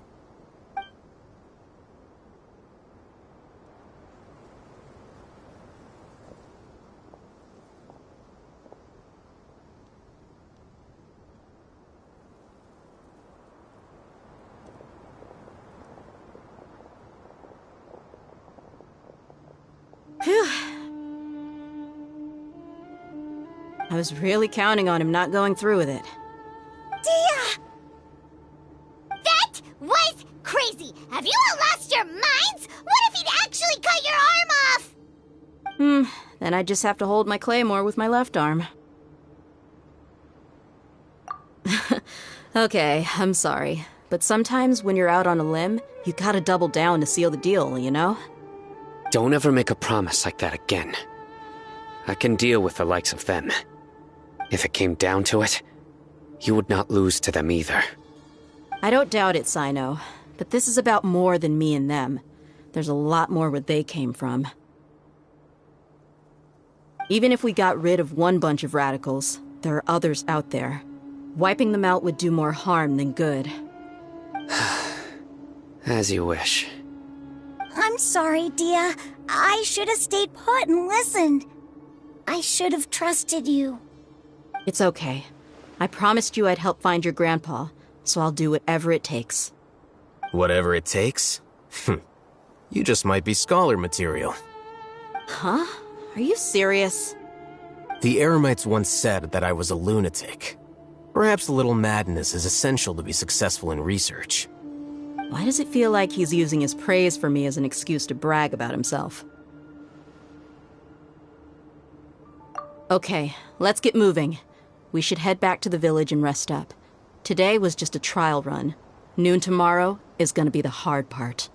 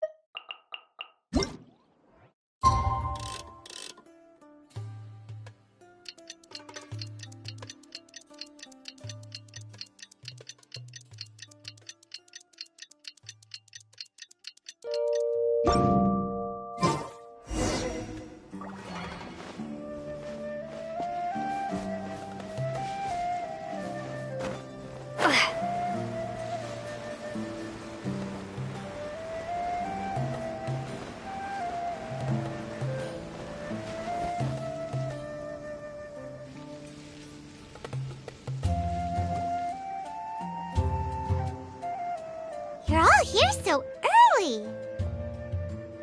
Looks like we have everyone here. Isak, are you sure you want to come with us? I'll watch from a safe distance. Dia, I want to be there to bring Grandpa home. Okay, let's go then. Dia, wait. What's the matter? I heard that you were quite reckless yesterday. No more of that today, understood? Or I'll be very upset with you. Fine.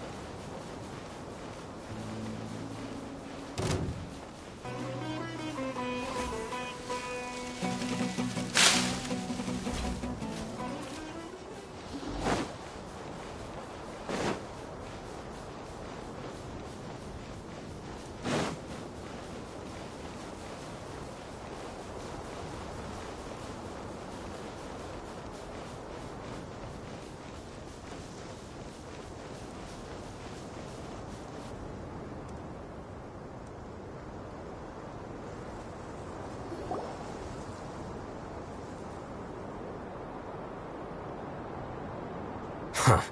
They got here before us. Uh-oh. Is it because Paimon overslept by 5 minutes and held everyone up? Is everything ready? Absolutely.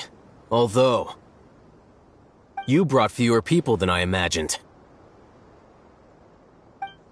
Bring him over.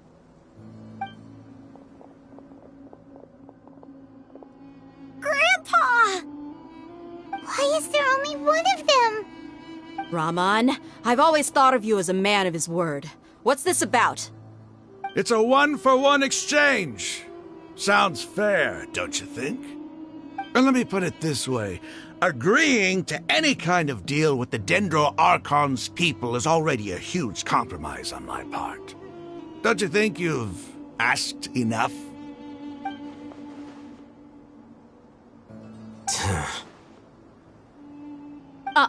You stay right there!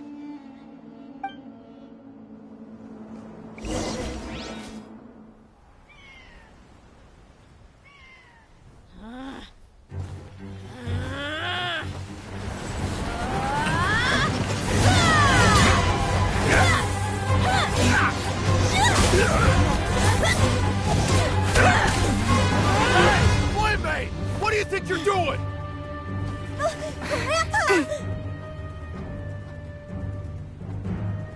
Don't you see this blade here? You coward! Why are your hands shaking? Wait a second! It's a earthquake!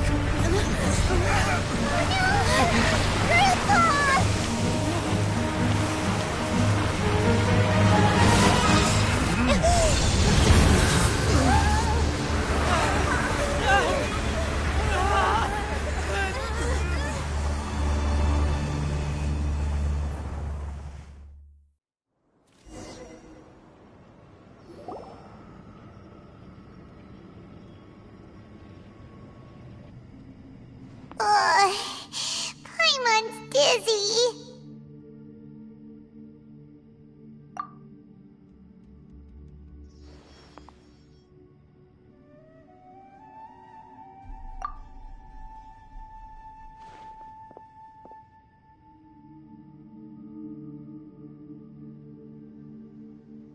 This day's going just great. What a nuisance. The sand dune collapsed. I saw an energy field. The village keeper protected us. It glowed green with dendro. Just like you said, it may well have been the remains of Lesser Lord Kusanali's power inside the scholar's body. The Dendro Archon. The present one. Grandpa? Grandpa? Oh no, he's getting confused again. Hey, look around you. Did there used to be a temple here?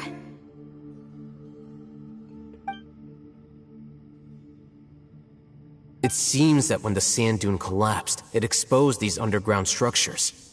The symbols on the gate belong to the Scarlet King's civilization. This structure must be ancient. Over time, the sandstorms completely buried it, and left it in the state we see now. It could have been an underground palace in the distant past. Oh, a miracle. Praise the Scarlet King! What's he doing here? And his men too? They must have fallen down here with us. Pretty lucky if you ask me. Most of them seem in really bad shape. Except for him. He got off lightly. Mind your head. No, this isn't the time for conflict. Our exalted lord has shown us the way to his sacred palace. He's not actually gonna go in there, is he? As it happens, I want to take a look inside too. What are you doing? Don't you think it's curious? 1 minute, Lesser Lord Kusanali's power protects us from harm, and the next, remnants of the Scarlet King's civilization appear. 2 major deities are vying to showcase their power to us. It would be a shame not to witness them both. Paimon thought you weren't interested in gods. Indeed. In my view, gods are just a higher form of living being, or creature, you could say. New discoveries are always worth investigating. Whether they have anything to do with gods is neither here nor there. Raman, what are you gonna do about your men? I'll just let them lay here. The Scarlet King will take care of his people. Right now, I'm going inside.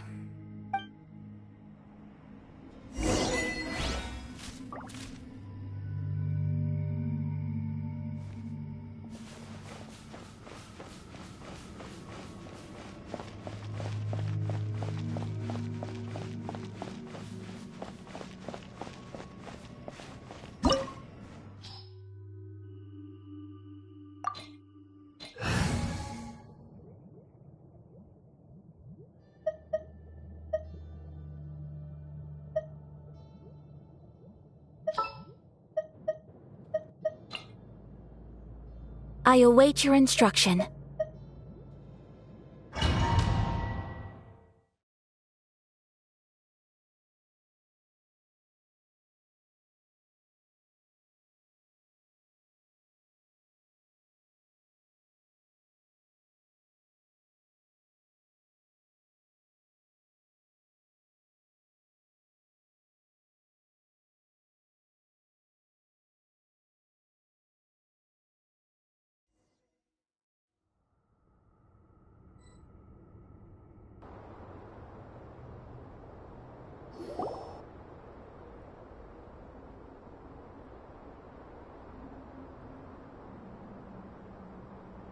It's full of life here.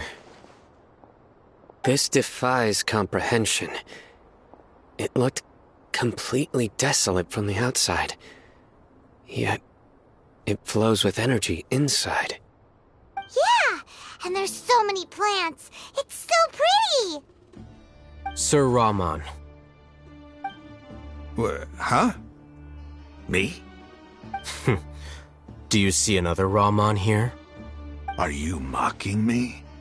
What do you mean, sir? Interpret it however you want, but there's something I'd like to draw your attention to. While this structure is clearly left over from the Scarlet King civilization, the energy that flows in here is that of the Dendro Archon. Whatever you say. It's not like I have a vision. There's nothing to be angry about. Think of this as an academic journey. It does seem kinda strange. If that's true, then we might have to explore this whole area to find an explanation.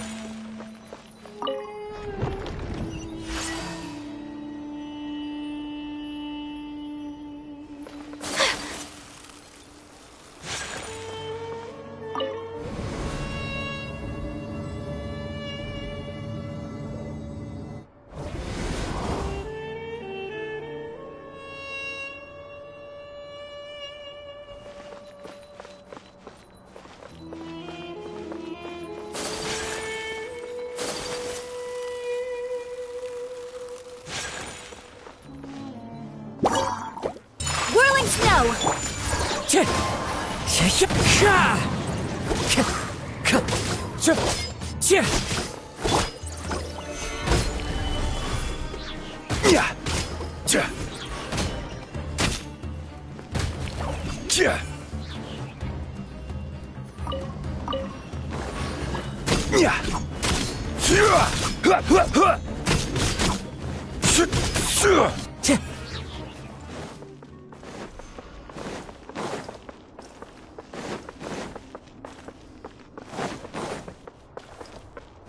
Time to go. Wind Strider.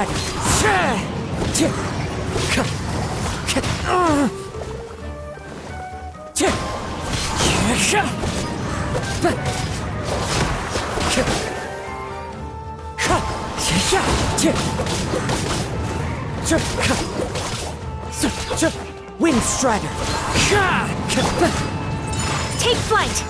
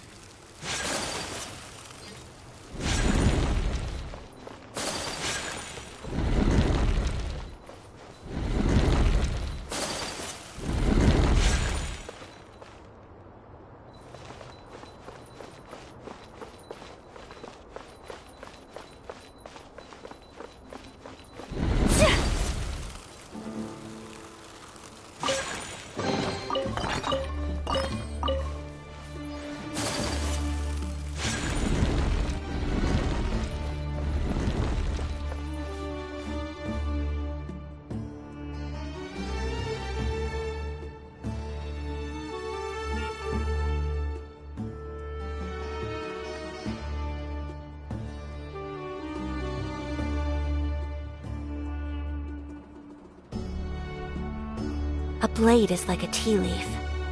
Only those who sample it many times can appreciate its true qualities.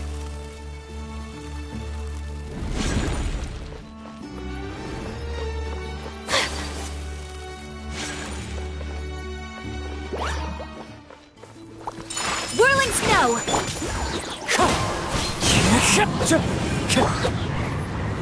Solidify!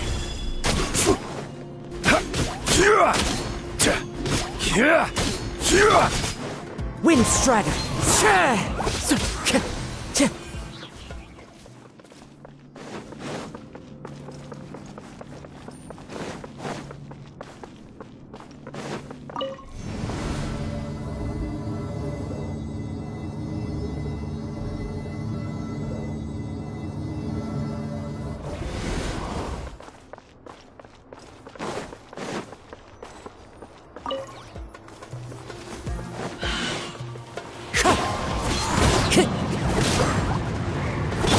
I will have order.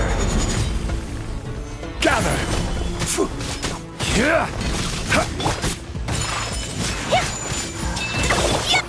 Wind Strider.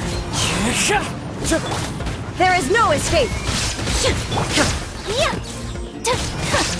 My apologies!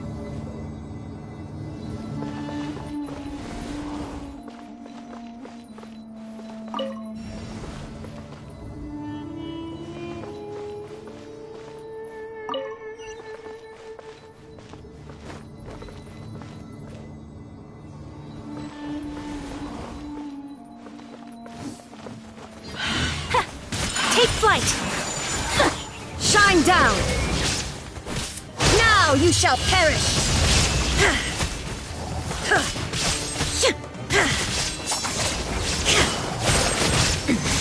Remove all obstacles.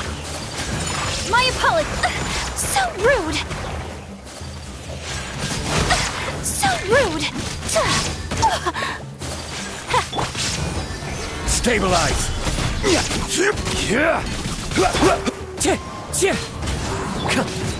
Whirling snow.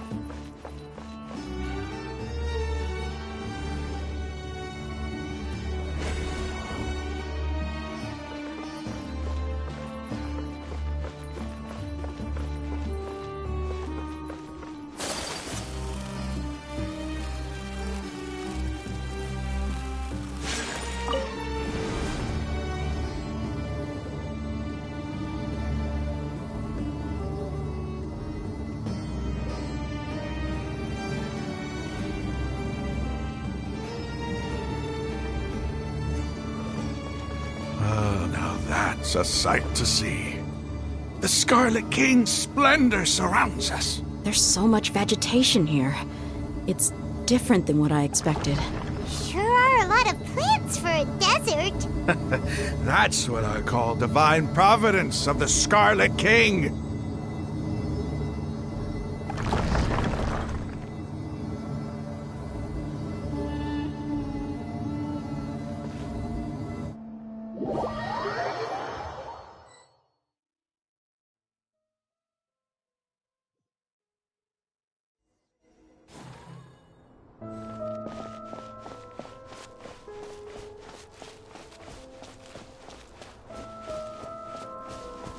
It's getting brighter! Oh, it looks so beautiful!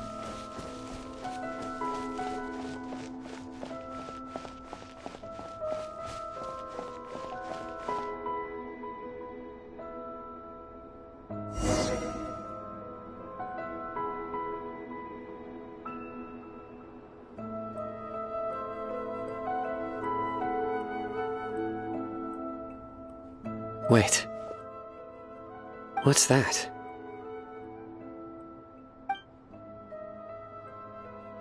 A load of flowers, and it looks like there's something among them. These are Scarlet King runes. They left something behind. Yes.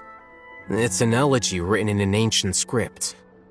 What does it say? Here lies our faithful priest Kasala. His wisdom is a miracle among the people, deserving of high praise and admiration. You can read ancient Scarlet King script? Of course. Every student needs to master at least 20 languages before they graduate. He's not serious, right? There's still something off about this place. The elemental energy here is too concentrated. The scent of life. Is it trying to tell us something? Is this it? Analyzing.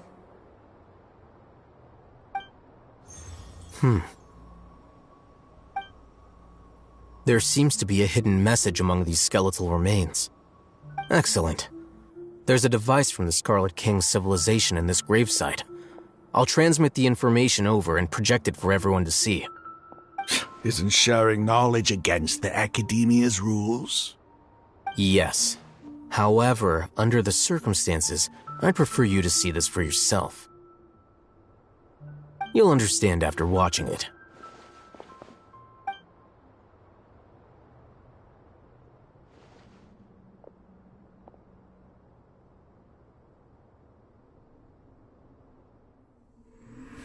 Civilization is born of knowledge, but so too can knowledge be its demise. A disaster caught us unaware. It was knowledge that did not belong to this world. The Scarlet King brought this forbidden knowledge into our world, and it quickly spread like a plague. People's minds were filled with crazed whispers. Dark gray scales spread across their bodies. Even the land was stripped of its vigor. Only a desperate, deathly silence remained. Were it not for greater Lord Rukkhadevata from the forests, the damage would have been irreversible. She summoned the priests to build temples and infused into them the divine power of life. The disaster was miraculously tempered, and the embers of our civilization were preserved in Aru village. Alas, the miracle could not last. As long as forbidden knowledge continued to exist, it would forever blight this world. In the end, the proud king of the desert, my eternal lord, chose to sacrifice himself. I have spent my whole life since guarding one of these many temples. But now, my duty is coming to an end. As I close my eyes for the final time, the sight of that noble deity will appear in my vision once more. In helping the Scarlet King to eradicate forbidden knowledge, she exhausted her strength, and her form became that of a small child. How strange. Now that I think of her, I no longer have any fear of death, for I sense that the spirit of life will abide with me during my eternal sleep. Children of the desert, cling no longer to past grievances, but hold tight to the memory of this act of benevolence. What was that? The priest's memories. No, impossible! Greater Lord Rukkhadevata. So the former Dendro Archon and the Scarlet King were never enemies at all. But this doesn't make any sense. The Dendro Archon's followers, they're clearly... Was that the former Dendro Archon? She became so tiny in the end.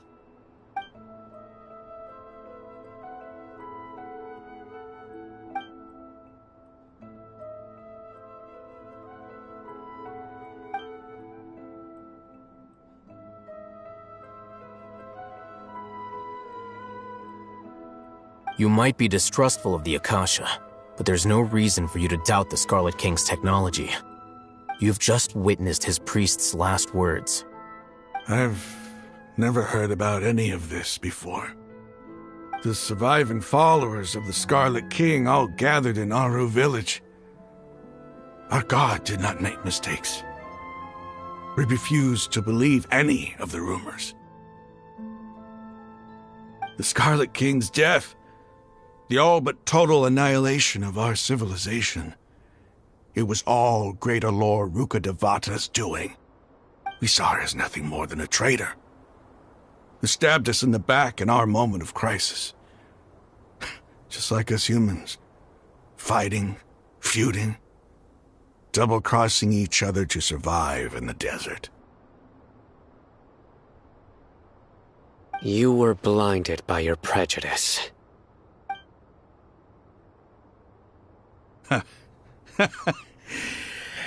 If I hadn't seen this for myself, if I hadn't witnessed his last words with my own eyes, ears, and heart, how could I ever begin to accept this? The truth is so far from what I've always known. Am I really supposed to believe that after all these years, all this time seeking revenge, suddenly now my enemy is my savior? Raman, that's enough. Give it a rest. You're starting to make a fool of yourself.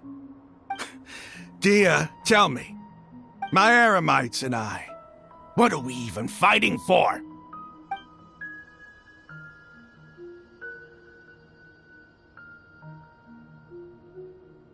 Hey, how you doing?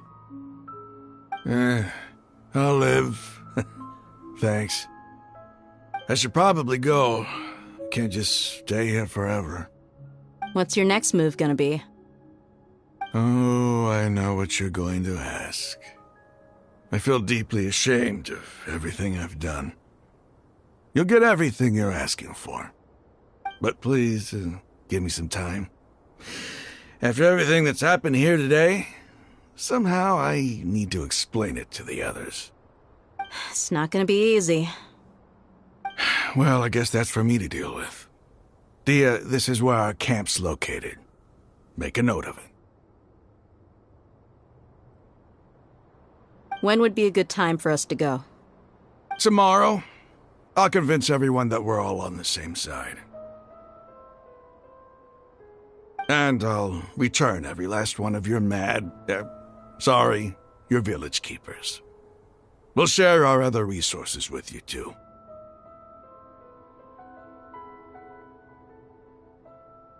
You seem to finally understand that our true enemy is the sages. Yes. The gods never gave up on anyone. It's the people responsible for all this that need to face the consequences of their actions. That must have been rough, but he seems to have figured things out now. Ramon's no fool. Being the leader of your own faction in the desert is no easy feat. It's too bad he was held back by his belief in the Scarlet King. But now that that's changed, I guess we have a few more people on our side. The outcome, at least, is favorable. We should get going too. Let's head back, have a proper meal, and a nice, long sleep. We'll need all our energy tomorrow.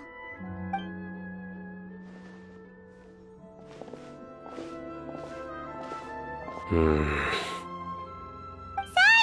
we're leaving! Stop yelling.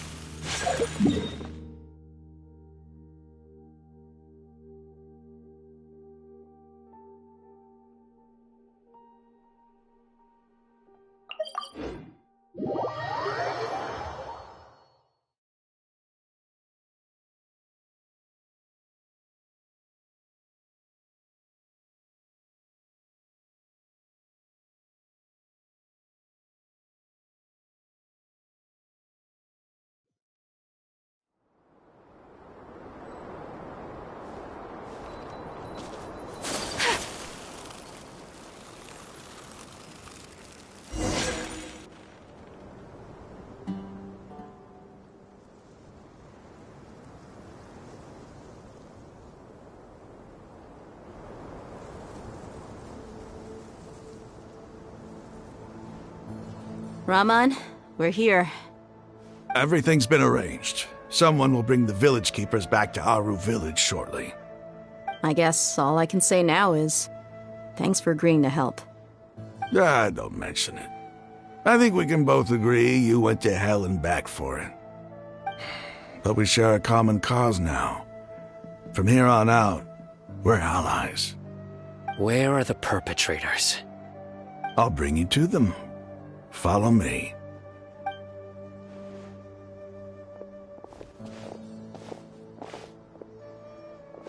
So these are the people who kidnapped the village keepers. Oh no, it's the scribe! There's no need to yell. No one can help you now. We've been all over the desert trying to find you! That's right.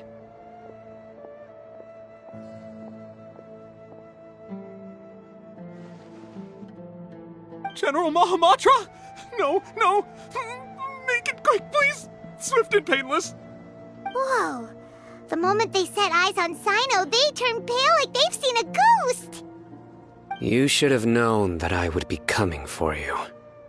Wait, we were just following orders! You know what I'm talking about, right? There's no way we could have done all this by ourselves! No, not Sino! He's gonna tear us limb from limb! I could do worse. Please have mercy! Start talking.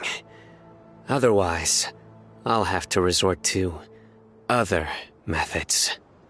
So, your superiors have kept you quite busy recently. Why? What are they trying to accomplish? They wanted to extract canned knowledge. Don't play dumb. You know what I'm really asking. They extract divine canned knowledge. Then what? I really don't know how to explain it. Well, you better start talking or you'll be sorry! You don't want to make things any more difficult for yourself, do ya? Be my guest. Huh? Uh-huh. That sure didn't sound like a fancy metaphor or anything. You're serious, aren't you? How did you know? There's no use hiding it now. Yes, you're right. The Academia is working on an important and potentially world-changing project. They are creating a new god. A god that will belong to them and to the people of Sumeru. It may seem as if Sumeru's academics are thriving, but ever since the death of Greater Lord Rukkhadevata, scholarly breakthroughs have been few and far between. The withering of Irminsul has been getting worse recently. The sages have tried everything they could think of, but nothing's worked. I'm always hearing them say things like, if only Greater Lord Rukkhadevata was still with us. Continue. And then, someone from the Fatui showed up. They called him the Doctor. He brought a gnosis and said he wanted to borrow the Academia's research facilities. The Doctor was previously expelled from the Academia. At first, the sages looked down at him in disdain. But when he said those words, everyone's expression changed. He asked them, "Do you wish to create a god?" This is what the arrogant ignorance at the extreme end of academia looks like. First, the Academia spent a long time constructing a divine vessel, which was based on an exquisite humanoid puppet. After that, they harvested dreams via the Zeb-Zerus Festival Samsara, maximizing the Akasha's output. With the Doctor's help, and the Akasha now functioning at maximum efficiency, they were able to use it to extract the power from the Gnosis and convert it into a divine core. Next, they decided that their new god needed to possess divine wisdom. For that to happen, they needed a huge quantity of divine canned knowledge. It adds up. But how do you determine whether the knowledge extracted is of divine origin? Call it an educated guess? The Academia has been trying to figure out the exact source of the Scholar's madness for centuries, but to no avail. Nobody can explain the cause of this phenomenon. Surely you can see what that implies, Scribe Al-Haytham. If it's knowledge no mortal can comprehend, then it must be something only gods are able to decipher. In other words, it's the source of the God of Wisdom's omniscience and omnipotence.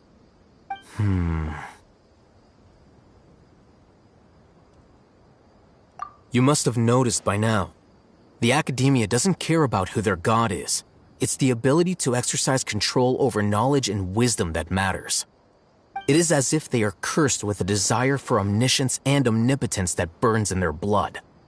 Some organisms demonstrate phototaxis, and thus orient their entire lives in respect to sources of light.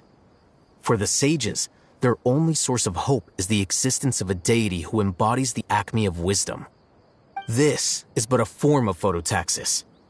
For many scholars, the absence of a god of wisdom means stumbling in the darkness for the duration of their lives. Then what does Lesser Lord Kusanali mean to you? Is she not a true god present in this world? If you already have a new god, why try to create another one? From the beginning, the Academia has never treated her as a god. When the Academia first discovered Lesser Lord Kusanali, the newborn god of wisdom, the sages hoped that she would be as wise as Greater Lord Rukkhadevata. But upon evaluation, they found that at the time she possessed no more intelligence than any ordinary human child. The sages never had a ruder awakening. This forced them to accept that Greater Lord Rukkhadevata had indeed passed away.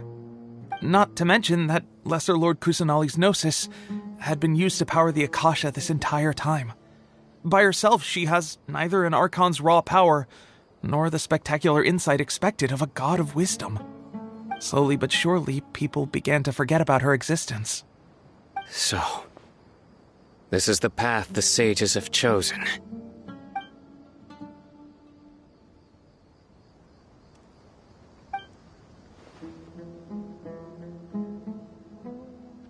All right, let's try to keep our cool. If everyone's in a bad mood, then let's change up our scenery. Raman, give me a few men to help us escort the village keepers back to the village. And these two scholars, they're coming too.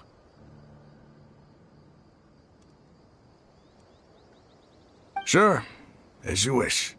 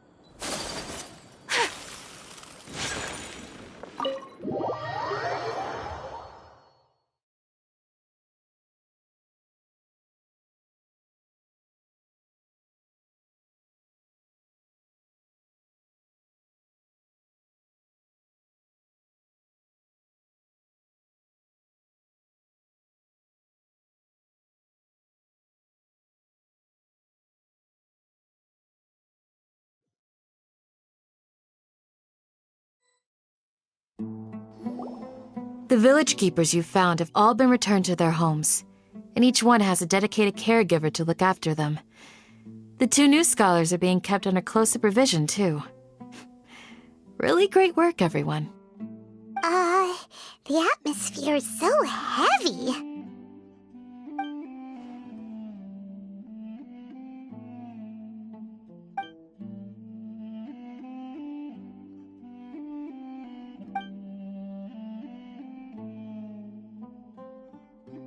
Hey! Say something! Stop spacing out! Come on, is there nothing left to talk about? In that case, let's all get some water and try to think about something else. Or I can go fetch some snacks. Oh, Paimon's so coming with you! Do you have any plans, Traveler? Gods above, you're not talking about work, are you?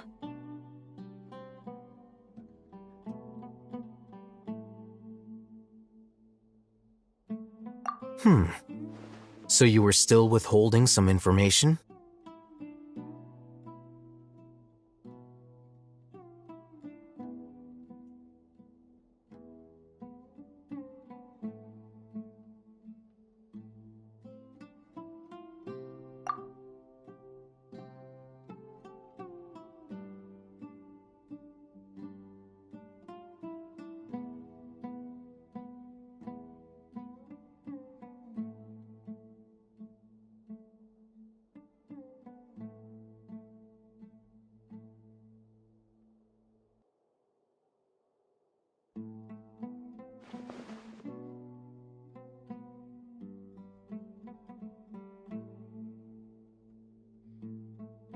Even though we lived through all of this firsthand, it still feels super surreal to hear you talk about it again.